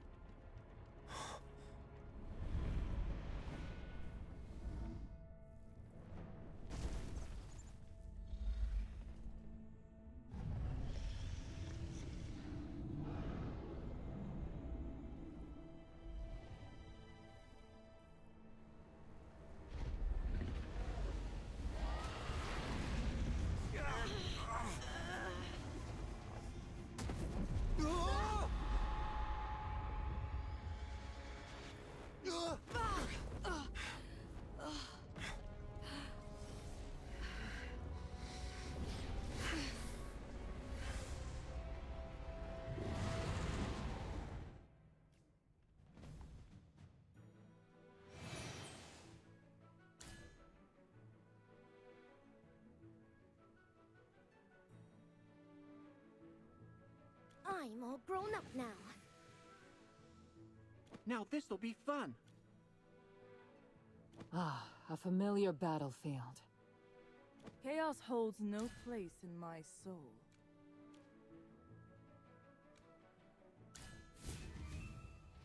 Okay, Primordial Dragon, let's talk like adults. We don't need to resort to violence. Be gone, wingless insect. The spear I shall raise fire down on all children of Heltor.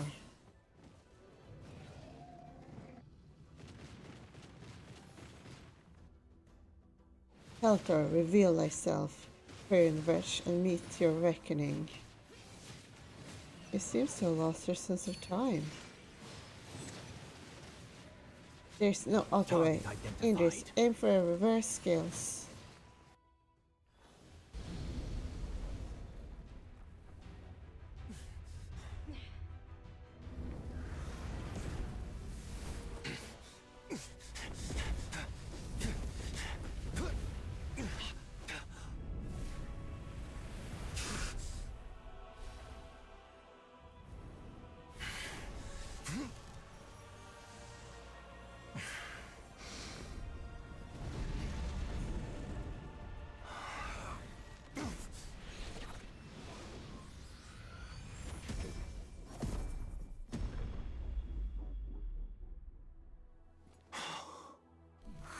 Halthor's mark?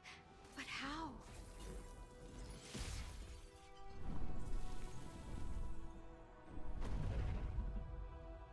Halthor, you treacherous wretch!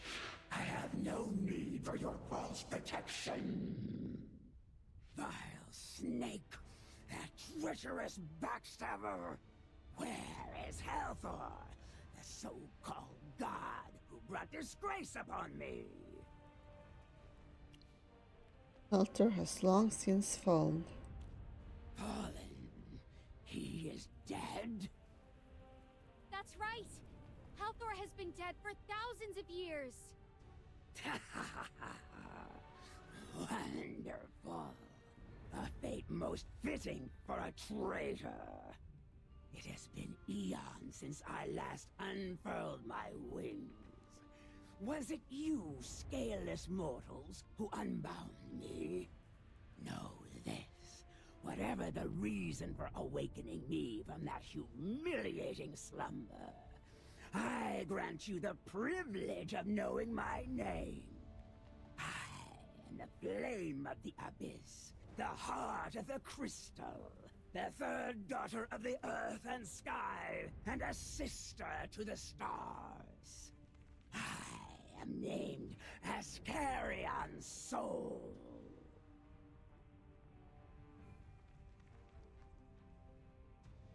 Just like what historical records said. The primordial dragon came to Asperia from the Sea of Stars and formed a friendship with Helthor 10 millennia ago. But you cursed us! And now the dwarves can no longer use magic! That stench, a daughter of Helthor. Such is the fate you deserve. But why? Weren't you two great friends? That covetous god is beneath the dignity of my friendship. When those foolish and warlike gods fought amongst themselves, I breathed dragon fire and aided Helthor in forging weapons. When the treacherous Hypogeans dared to invade, I marshaled my progeny, and together with him, expelled our foes. But he was not content. He stripped away my scales and fashioned them into armor. He severed my sharp horns, honing them into deadly weapons. He wielded peace as a righteous cause and beguiled me into paying its price. Alas, I was so foolish that I did not see it at the time. He stripped the skin and extracted the bones of my descendants who fell in battle. He crushed and consumed those of my descendants who had not yet been born. It was then that I knew.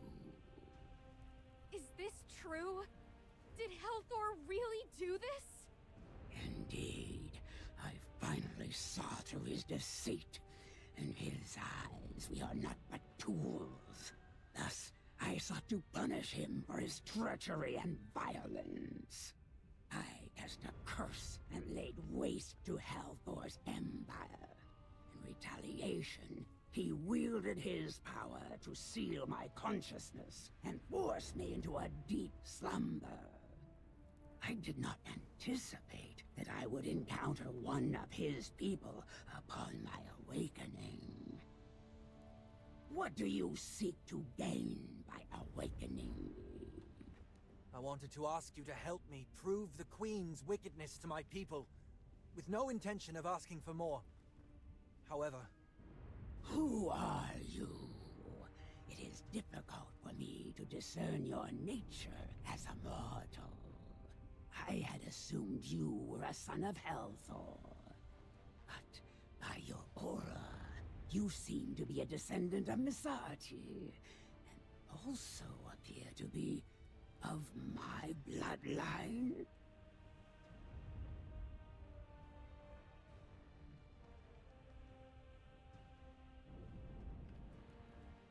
Great Ascarion Soul. My clan has survived to this day thanks to your descendants. In response to the punishment imposed by Misati, the Assail have resorted to using the concentrated essence of dragon eggs. Even in my deep slumber, the fate of my kin being desecrated had not changed. The world is not but an arena for the gods. Asperia is trampled by the very creatures it gave birth to, and we shall inevitably become their playthings. Upon those vile empires who dare exploit my descendants, I shall unleash utter annihilation. Yet today, you three have freed me from my bondage and delivered the glorious news of Helthor's downfall. For that, you shall be rewarded once for your deeds. Only once? Do not let greed consume you.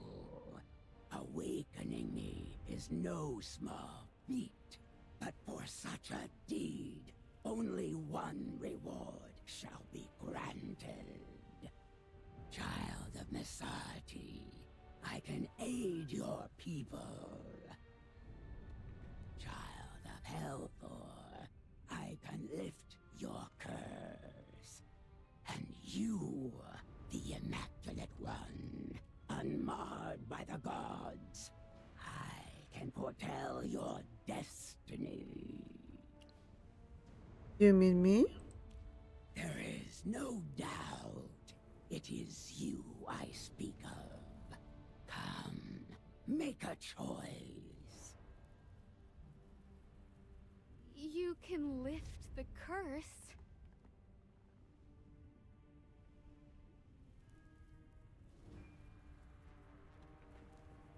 But I don't want the curse removed anymore. Indris, I'll leave this chance to you. But isn't this what you've always wanted, Zany? Lifting the curse was indeed my obsession. But now that I think about it, this restriction of magic was the driving force behind the development of our technology. We now push the limits of knowledge, relentlessly striving for perfection, unafraid to defy nature's laws. To learn, calculate, and be tested is the truth we have embraced. And now, another truth has been revealed to me. The god we put so much of our faith in has harmed the dragon race more than the Assail. Regardless of past events, the fact remains. Indris, you used the Eclipsion to awaken the primordial dragon. This prize is yours to claim. I'll do magic for you anytime, Zany. Right. Even if I can't use magic, my friend here is the greatest mage in all of Hesperia. Zany, thank you. I'm alright if Zany's fine with it. I don't need to know my fate. That's right. Our destinies are in our own hands. Merlin, Salthorin and I will always remember your kindness. As Carrion Soul, I, Indris, swear to you here, I will tear down the lies of the powerful and shatter this corrupted order. The Assail clan's crimes against Dragonkind will not go unpunished. Not while I still breathe. I have endured the tyranny of others for thousands of years. My forgiveness comes with a condition. You must eliminate that blasphemous creature. Slay her. Do you mean Queen Serelith? Yes, time to slay the queen. Will you still intercede for her? Will you still honor this profane sinner? No. I agree to your condition. For the sake of Salthorin, I'll do what's necessary. Even if it means plucking out this rotten fruit myself. As long as you honor our agreement and forgive my people for their ignorance. Oh, can you truly accomplish this? Show me your strength. Ah, that bow, that loathsome weapon. It cannot hurt me. Do you know the reason? Helthor. Helthor left his vile power within my noble blood. Take it out! Take it out! Use your tainted hands, mortal, and extract the power from my burning body. What? That's impossible! Extracting divine power with your bare hands? There's no way! No mortal can do that! Then you are powerless to punish the sinner, you weak, scaleless mortal. Okay. I'm willing to try. Are you insane? You'll be burned to death! If it means protecting Salthorin, I would pay any price, even my own life. I've made up my mind. Let me try. Mortal, do you have the courage, with your fragile body, to extract Hellvor's power?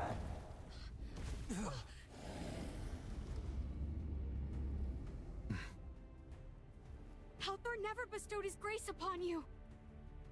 You'll be burned alive!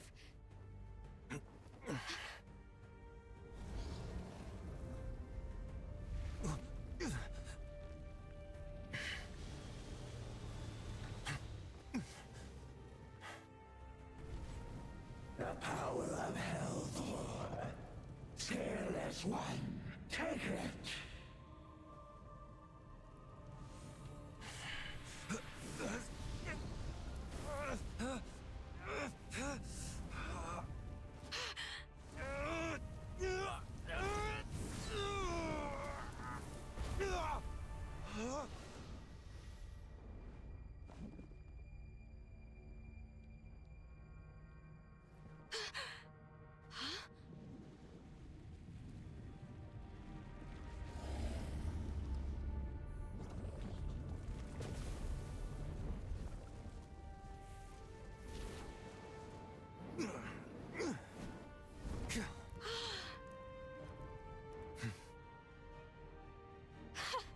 Wow!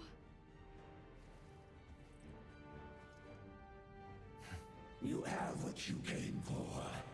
Now leave at once. Remember your promise.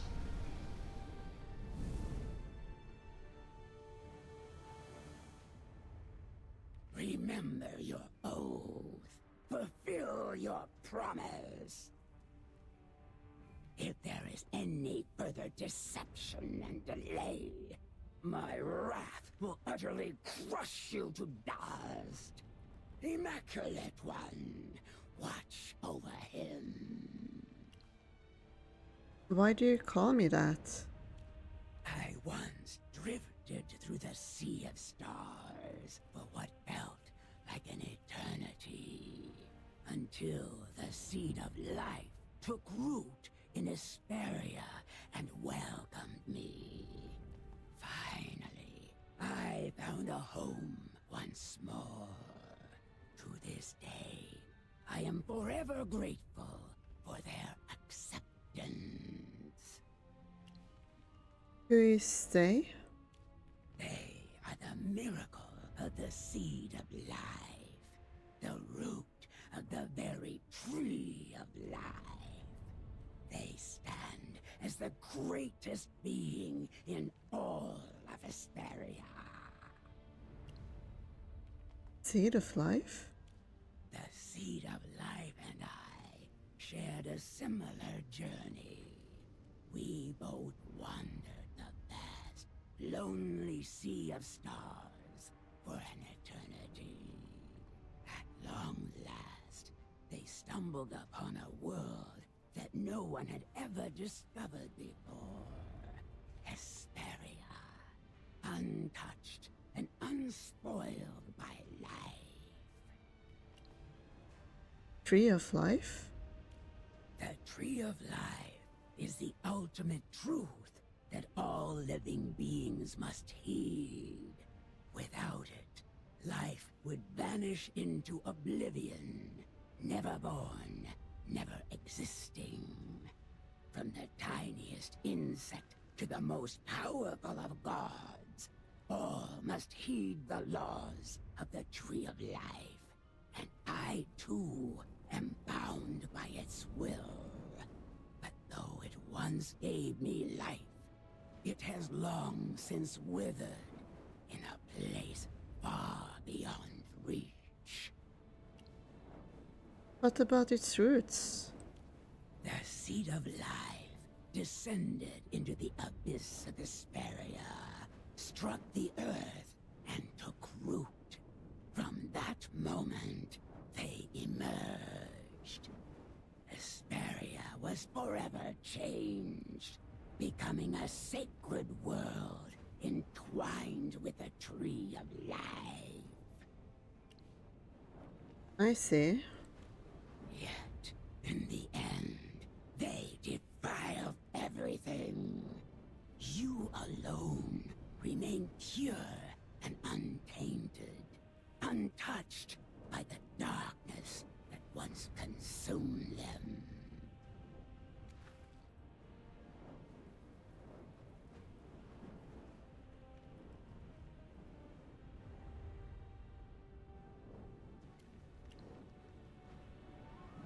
Who are they exactly? What did they do to Asperia? Silence! Enough with your questions. Since you've boldly claimed that you wish to control your destiny, let fate reveal its answer to you. The scaleless mortal named Indris. Do not forget your pledge. I will bring this to an end. Then I shall wait for you to fulfill the oath you've sworn. Do not fail me. Ascarian soul unfolds from mighty wings, and you're hurled into the distance with a powerful gust.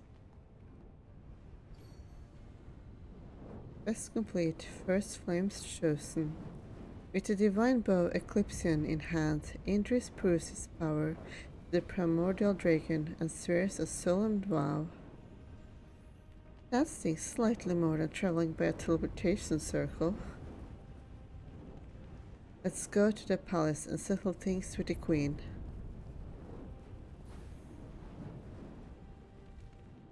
Hey.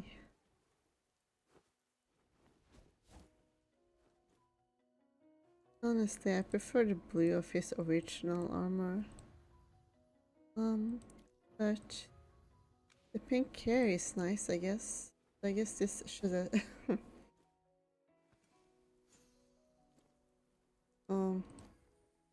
Wait, what did your French teacher do?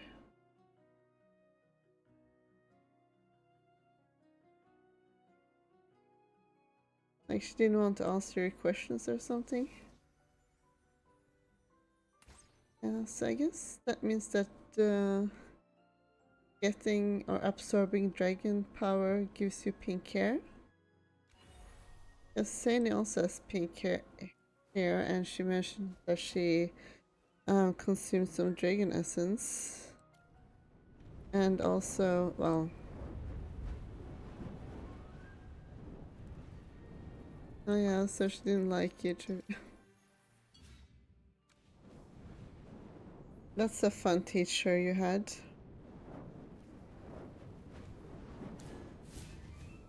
Very fun.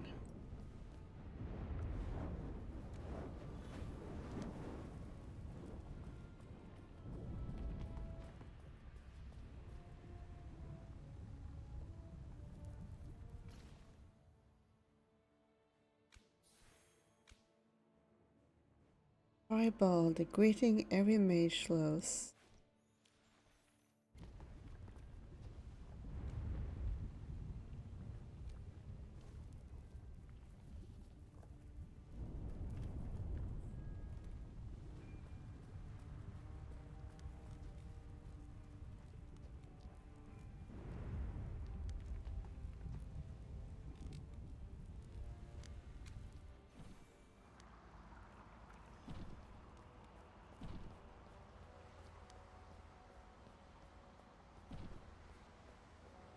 Halt. That sounds like it came from the pool.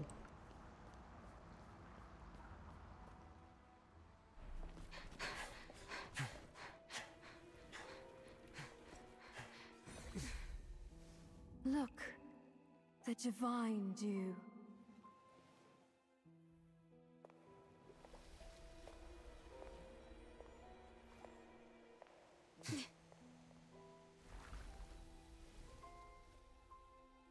A brilliance beyond compare. Yet... It is not divine. You know that. And what of it?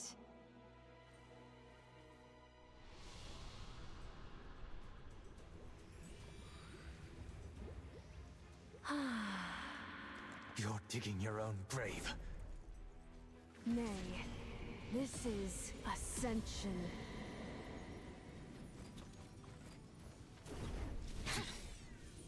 To surrender all to the Queen's will. This is the highest fate.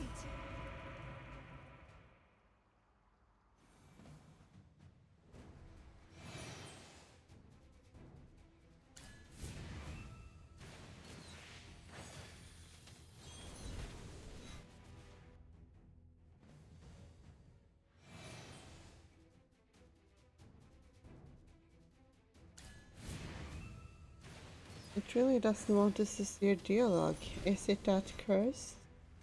Are Valara's words so cursed that I had to censor it like this? I mean, I guess she is pretty cursed.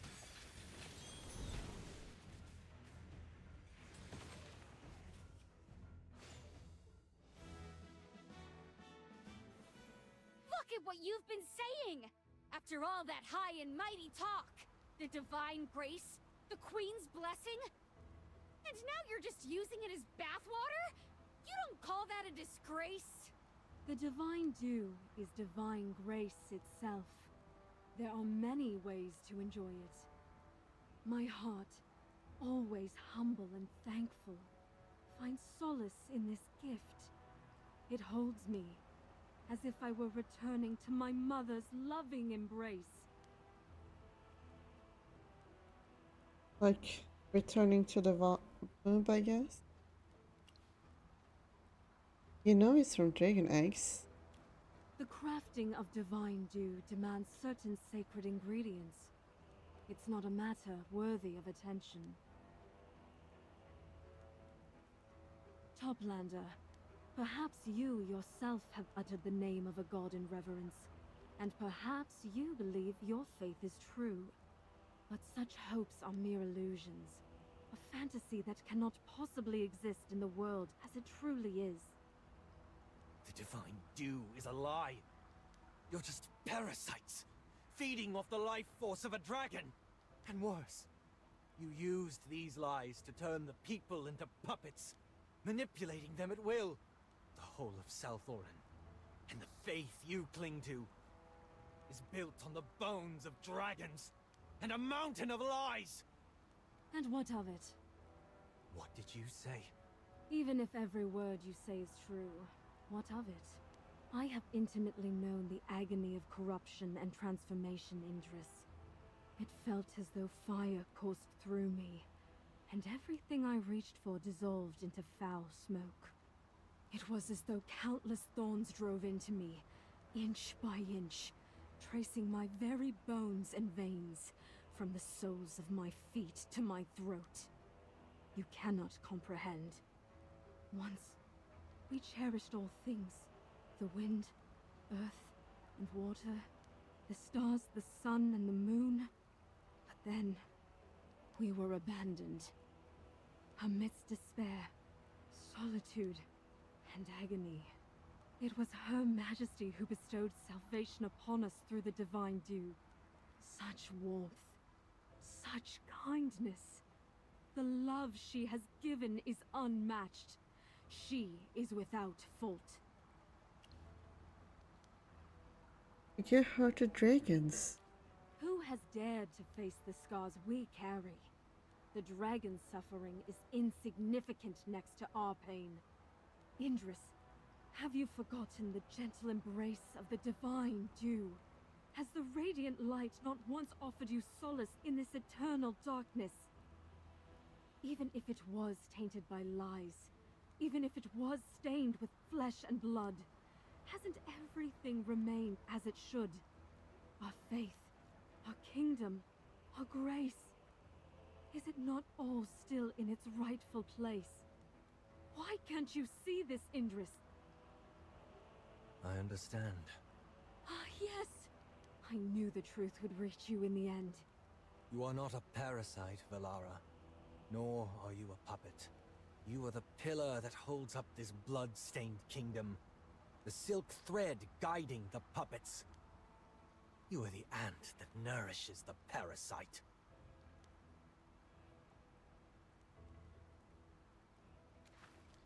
I don't know. I think that still counts as her being a parasite. That's right. I am. She's so proud of it. To live in this sacred land, to feel the blessed touch of the divine dew, and to carry such an unwavering faith, it fills my soul. To me, sacrificing everything for this purpose is neither burden nor hardship, only glory and bliss.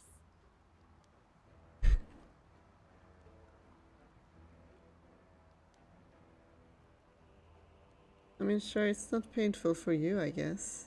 You're beyond redemption. Blood and soul surrender to the darkness, the cold embrace of eternity. Or this place.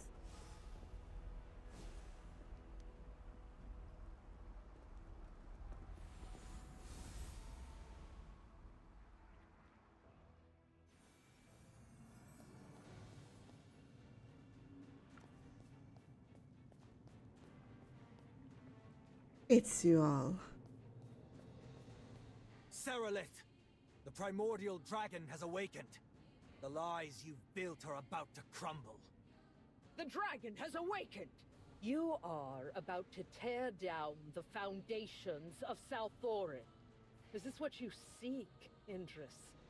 For the sake of your so-called mercy and justice, you've destroyed the only hope of the assailed. The only hope. Do you recognize this, Your Majesty? I'm sure this is something you will never forget. Feli's family guarded this heirloom for generations, and the Sylvan Tendril was once used by the sage Tasso to guide the Assail clan, before being killed by Valara's fanaticism. Feli went to the surface. When his curse took effect, the long-dormant Sylvan Tendril exuded a purifying power. Under Merlin's guidance, the Sylvan Tendril purified the corrupt magic within Feli's body, erasing the so-called curse. The curse can be lifted. If at that time... Silence!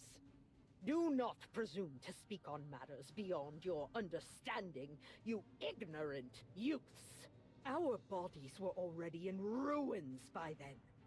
With each step, Tasso spat blood, and some among us were so grievously wounded that our very organs threatened to spill from our bodies. No one in our ranks could have endured any longer. This is the agony the curse has inflicted upon us. If we were incapable of eradicating the Hypogeans, what choice remained? Beg Misati for mercy and forgiveness? Do not think we did not try. Don't you see? This means there's another path. No reliance on dragon eggs. No sacrifice of innocent lives. Another path to live without crawling through the dirt like some lowly reptile. Do you truly think another path exists? You are mistaken. What lies ahead is nothing but an abyss. We can either stay frozen in place or leap into the darkness. Without a quick resolution, and if we had hesitated to save them one by one, the Assail clan would have been nothing but a memory.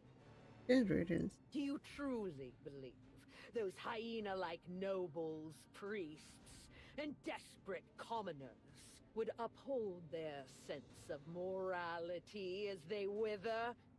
No. They would sacrifice anything for the chance to survive.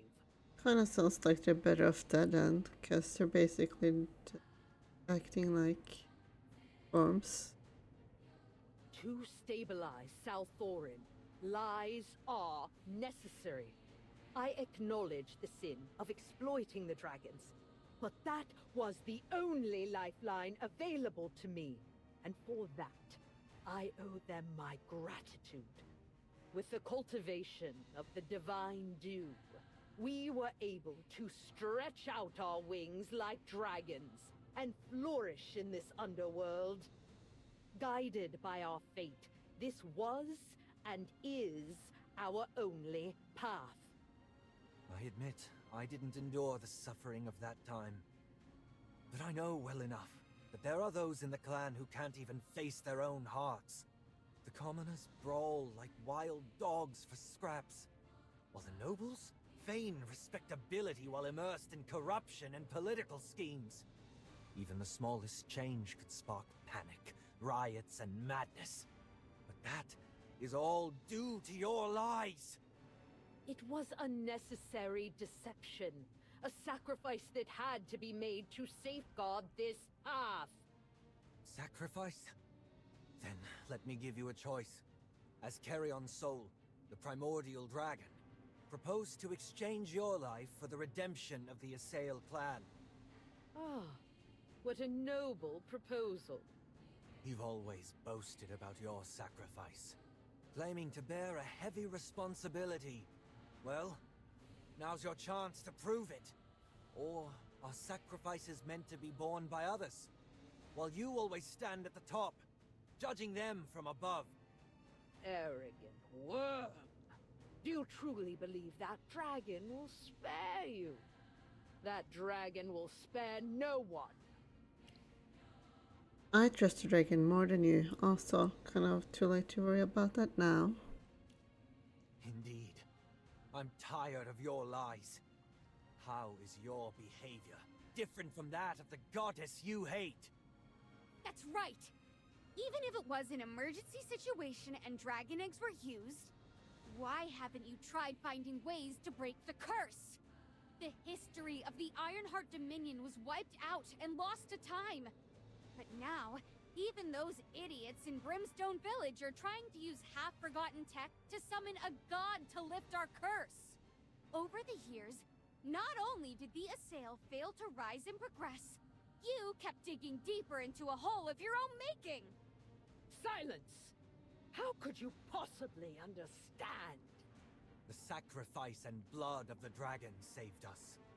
Our trust and loyalty kept the Assail together. Your lies did nothing.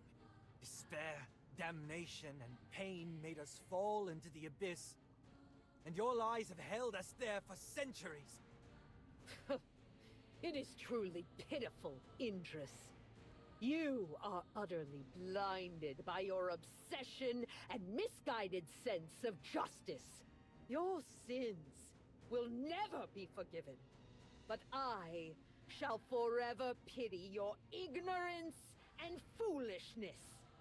With that half-dragon body, don't try to act all compassionate, Your Majesty. That expression of anger on your face is more genuine than the facade of divinity you tried to put on. So before we take out our weapons, there's one last question I need to ask. How did Tasso die? That wise sage possessed the Sylvan Tendril and knew its effects. He could have pointed out another path for the Assail. How did he die back then? Did Masati's curse truly kill him? Or was it someone else? Your silence tells me everything I need to know. This must all end. For the exploited dragons, for the oath I swore to the primordial dragon, and for all the souls you've corrupted with your lies.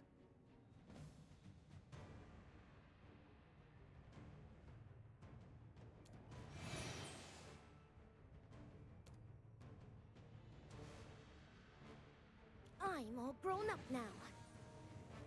The battle. Chaos holds no place in my soul.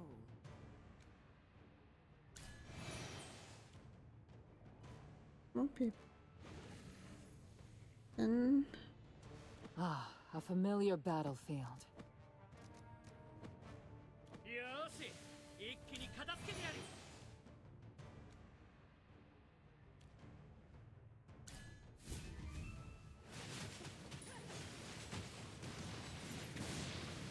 May the spirits guide your path.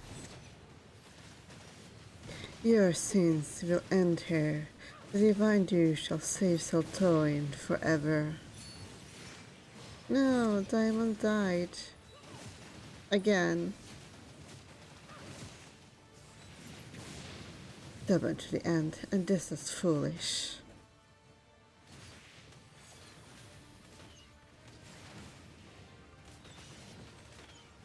Who says you're the victor? It was I who saved our entire race from ruin.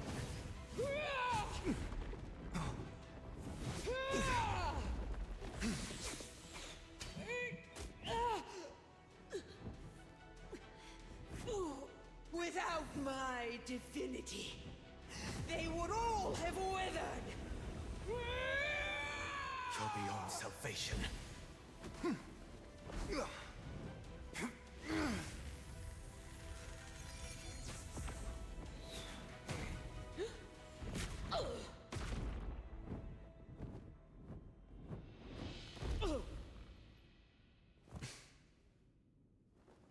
Mark my words, they will scorn you more than they ever hated me.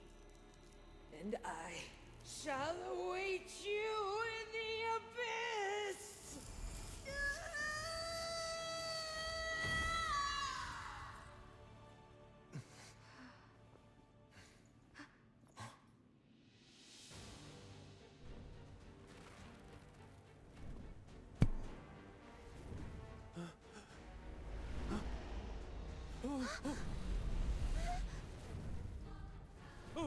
What is that?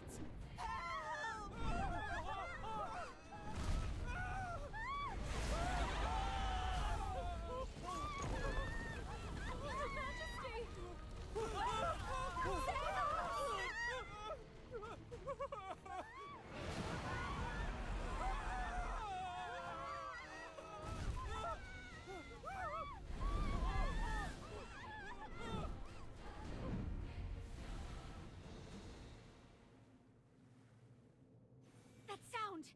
It's the dragon! It's flying away! It came from the square. I need to see what's happening. With the queen dead, the statue she held together with magic would have shattered. Salthorin will be plunged into chaos after the citizens see that. I understand, Indris, but you just killed her. It's too dangerous to go there now. That's why I need to go there even more. The guards need to maintain order and calm the people. Stop being so stubborn! What if you get caught when you get there? I am Indris, captain of the Salthorin Guard. Before I'm relieved of my duties, I'll never hide when the people need me. Not when it matters the most. I support you. Let's all go together, Sani. Ha! I can't believe he said that with a straight face. Sounded pretty cool, though. All right, I'm in. But if the situation turns on us, we make a run for it. Let's go to the square.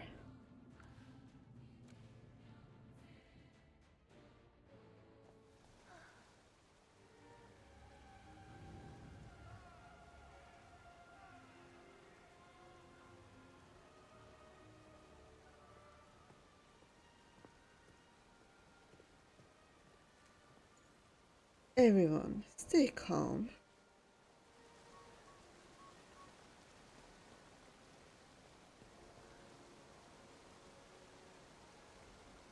Your Highness, how's the situation here? Do you need my help? Oh, Indris, you came just in time, and all your limbs seem to be intact. I just managed to calm some people down. And then you, the one who orchestrated this disaster, come running along offering me aid. Your timing is impeccable. I'm happy to help, Your Highness. Ravian is joking. Your Highness, I have no intention of causing trouble. Please don't misunderstand. Calm yourself. You're still the same, devoid of humor, and utterly unskilled in deception. Like I said, he's a himbo. Since you did not deny that you orchestrated this disaster, please explain to me what happened. So, basically... We defeated Valara, and your mother, Queen Seralith. There is no need for further panic, citizens. That's... thank you.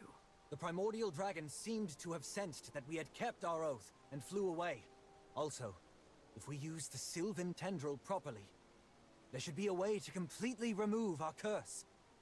Merlin is willing to help us. We should all stay calm. Yes. Your Highness? No cheers or celebration. Are you disappointed? No, not in the least. Look, after listening to your little speech, no one's panicking anymore. This is already impressive. However, in a sense, we have Valara to thank for this. Arresting the troublemakers from the last riot probably helped keep things in check. These people are still afraid.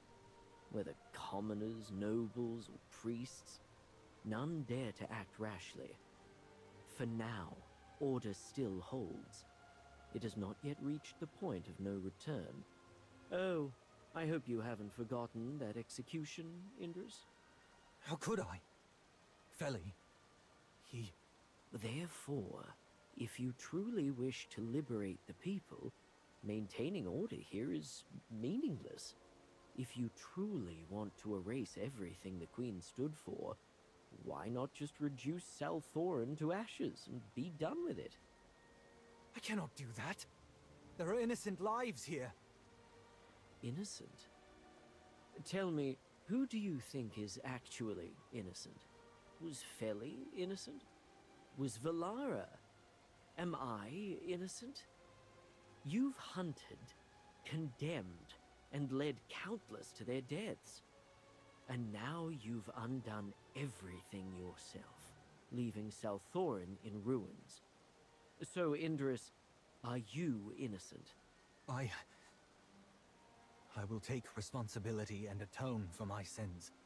Even you think these words are too soft, don't you?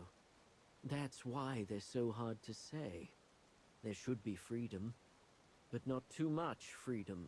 There should be order, but it can't be too strict. So now you draw the boundaries, set the standards, and interpret the rules. Is this what you want, Indris? Because to me, this is a power far greater than the rule that came before. No, by the way, Théodore seems to have left Salthoran, which means I am the sole exarch remaining.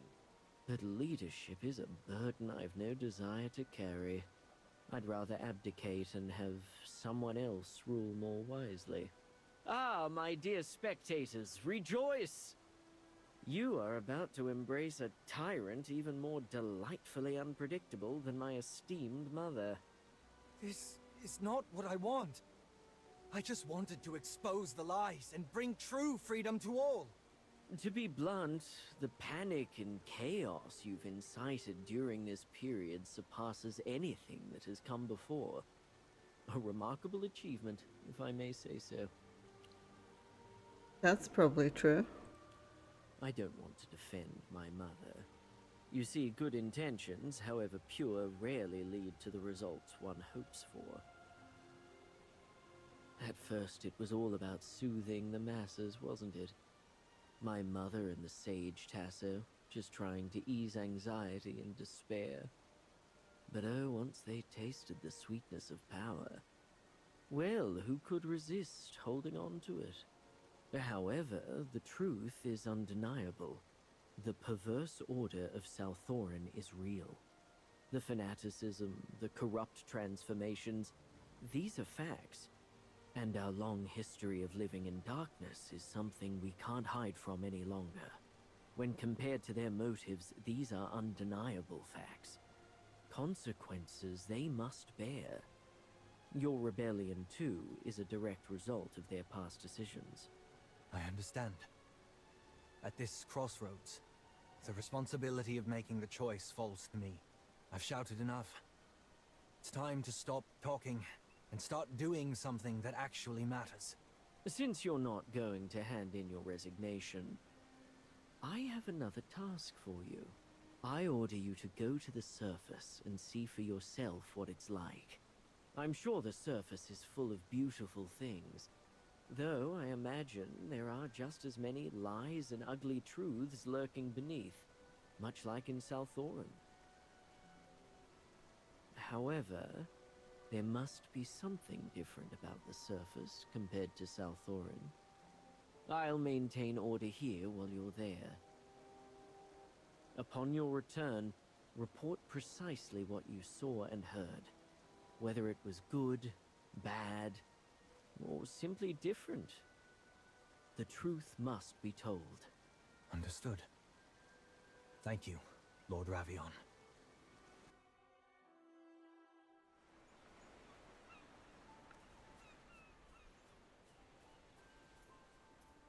Are these flowers of the surface?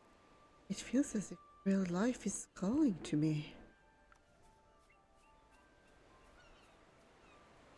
This, the sun, is brighter than a shine of gold, and so warm.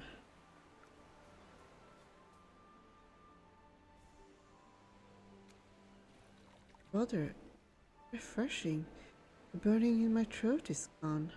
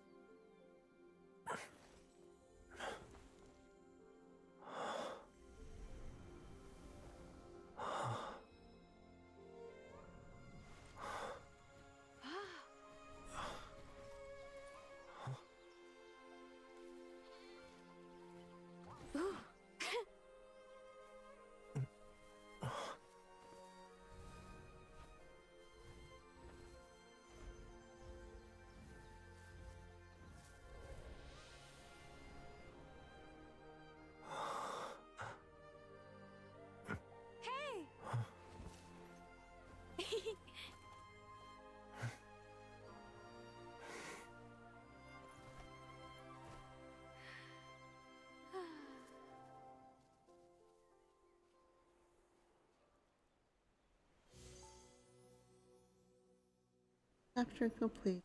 Wings of Dawn.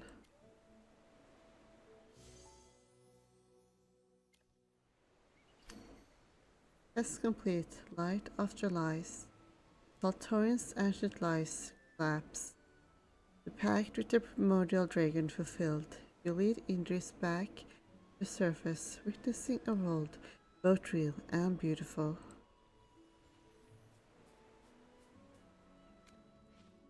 The flower Feli planted is slowly beginning to bloom. It feels like only a breath ago that his hands pressed the seed into the soil, and yet somehow it feels like a lifetime has passed.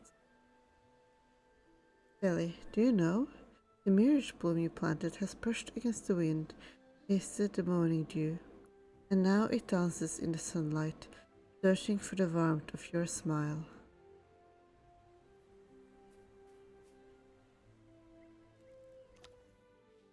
Let's wait for the main story. So there's a few side quests. I already did this one on my other account, but I want to get to the others eventually. Not right now because I'm about to fall asleep, but yeah. And also there should be reputation quests eventually, I expect. I'm not sure what they're planning for that this time, but I mean... Oh yeah, there's the letter from Hogan. Dear Magister, thanks to you and your familiars, my health has mostly recovered and I began my rehabilitation exercises. How are things on your side? I just wanted to let you know that I gone through the report. I know the Great Merlin won't be stumped by such minor setbacks, but please bear with me. Having lived through the entire ordeal myself, I can't help but feel uneasy at how deliberately understated the report was. From my investigation, it appears that the royal court has swept the rebellion in Brimstone Village under the rug, and the existence of the Soltorian and the Assail remains a secret to the public. Well, if they decide to come up to the surface, then that could change, you know. Apparently, this is the calm before the storm, as the royal court is still assessing the crisis. Once they have the full picture, the storm may well break. For the royal court, what matters most is the loyalty of its territories. If that's missing, they should at least offer some benefit to the empire. By this measure, I'd say Brimstone Village is now in an extremely precarious position. They can no longer craft or acquire weapons, and the empire has secured other suppliers for underground resources. In other words, with no value and no trust, the Brimstone Village holds no meaning for the Lightbearer Empire. While the Empire likely won't punish the innocent villagers, its usual method suggests they'll scatter the remaining population across distant dwarven settlements, or place them under house arrest. As for Brimstone Village itself, it will most likely be abandoned. Speaking from an unbiased perspective, I believe it would be a huge waste to simply erase such a historically rich village with outstanding craftsmanship, even though we only got a brief glimpse of it during our visit. The Empire will soon send an envoy to the village for an inspection. The arrival of the envoy will be a crisis in itself, but with timely interventions, it could become an opportunity for the village to reverse its fortunes. I can only bring you up to speed on the current situation in this letter, my old friend. I'm afraid I can't offer you any suggestions or advice at this moment. I sincerely hope that the famous accurate weapons will be preserved. All the best. Take care. Yours faithfully, Hogan. So maybe the reputation quest will have something to do with this.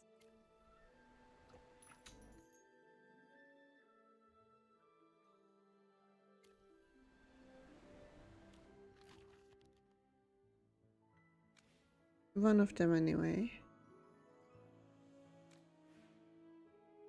300 diamonds from Diamond. 300 diamonds from Diamond. Gotta get some diamonds for Diamond.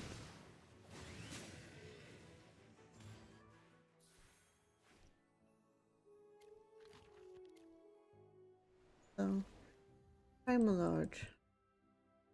Something I want to or reset a purchase.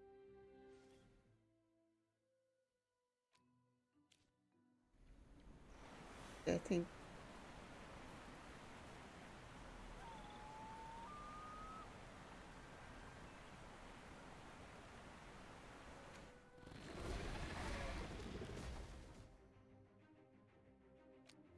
so this is like listed as the top team, which is also like close to what I was like trying myself at first, I think. So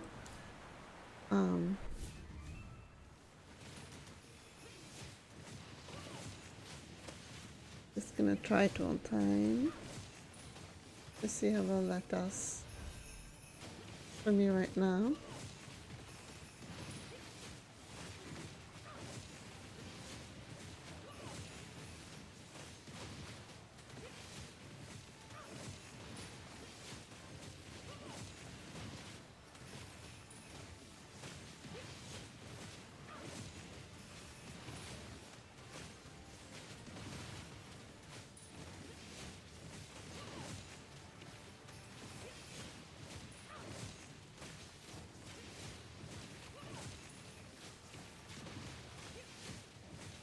Goodbye. I'm about to go to bed myself, but I'm just gonna finish these fights first. Oh, that's pretty decent actually. Almost in top 100. Now let's see with the one with Diamond.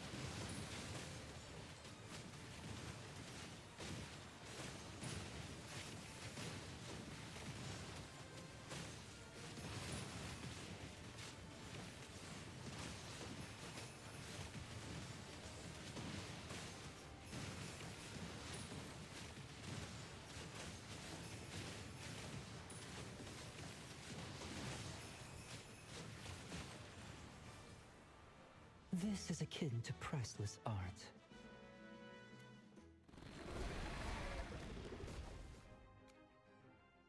So yeah, even at a low ascension, this one did pretty well.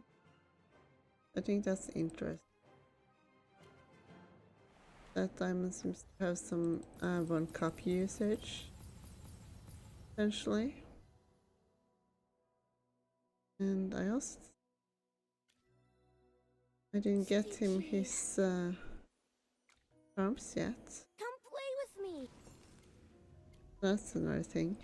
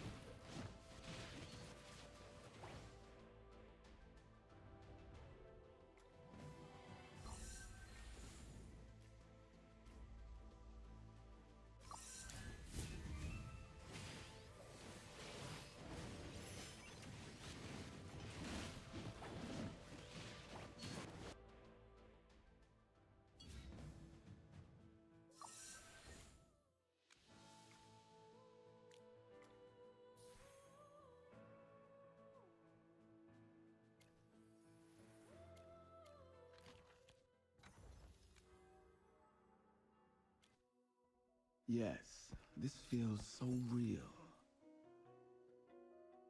Only one for diamond, huh?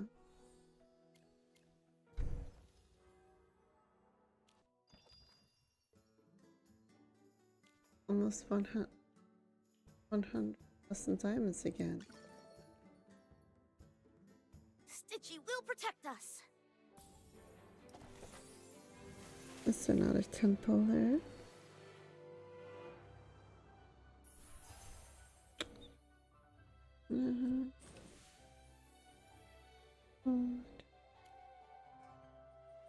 Stitchy will protect us.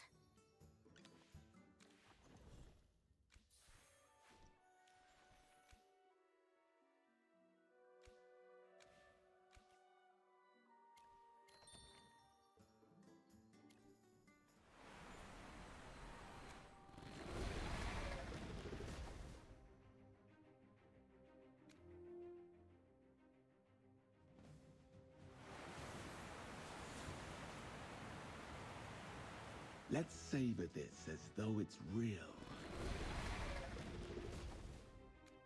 Time is not just 8,000 more. Somewhat RNG this. But yeah, so I will be filling up diamond. I mean, the flower bloom is like takes some time to die, so I can also try some different combinations as well. So I'm not like in a hurry to finish diamond right now, but I'm aiming to do it by the time his rates up and Let's stay here a little longer, okay? so good night and goodbye.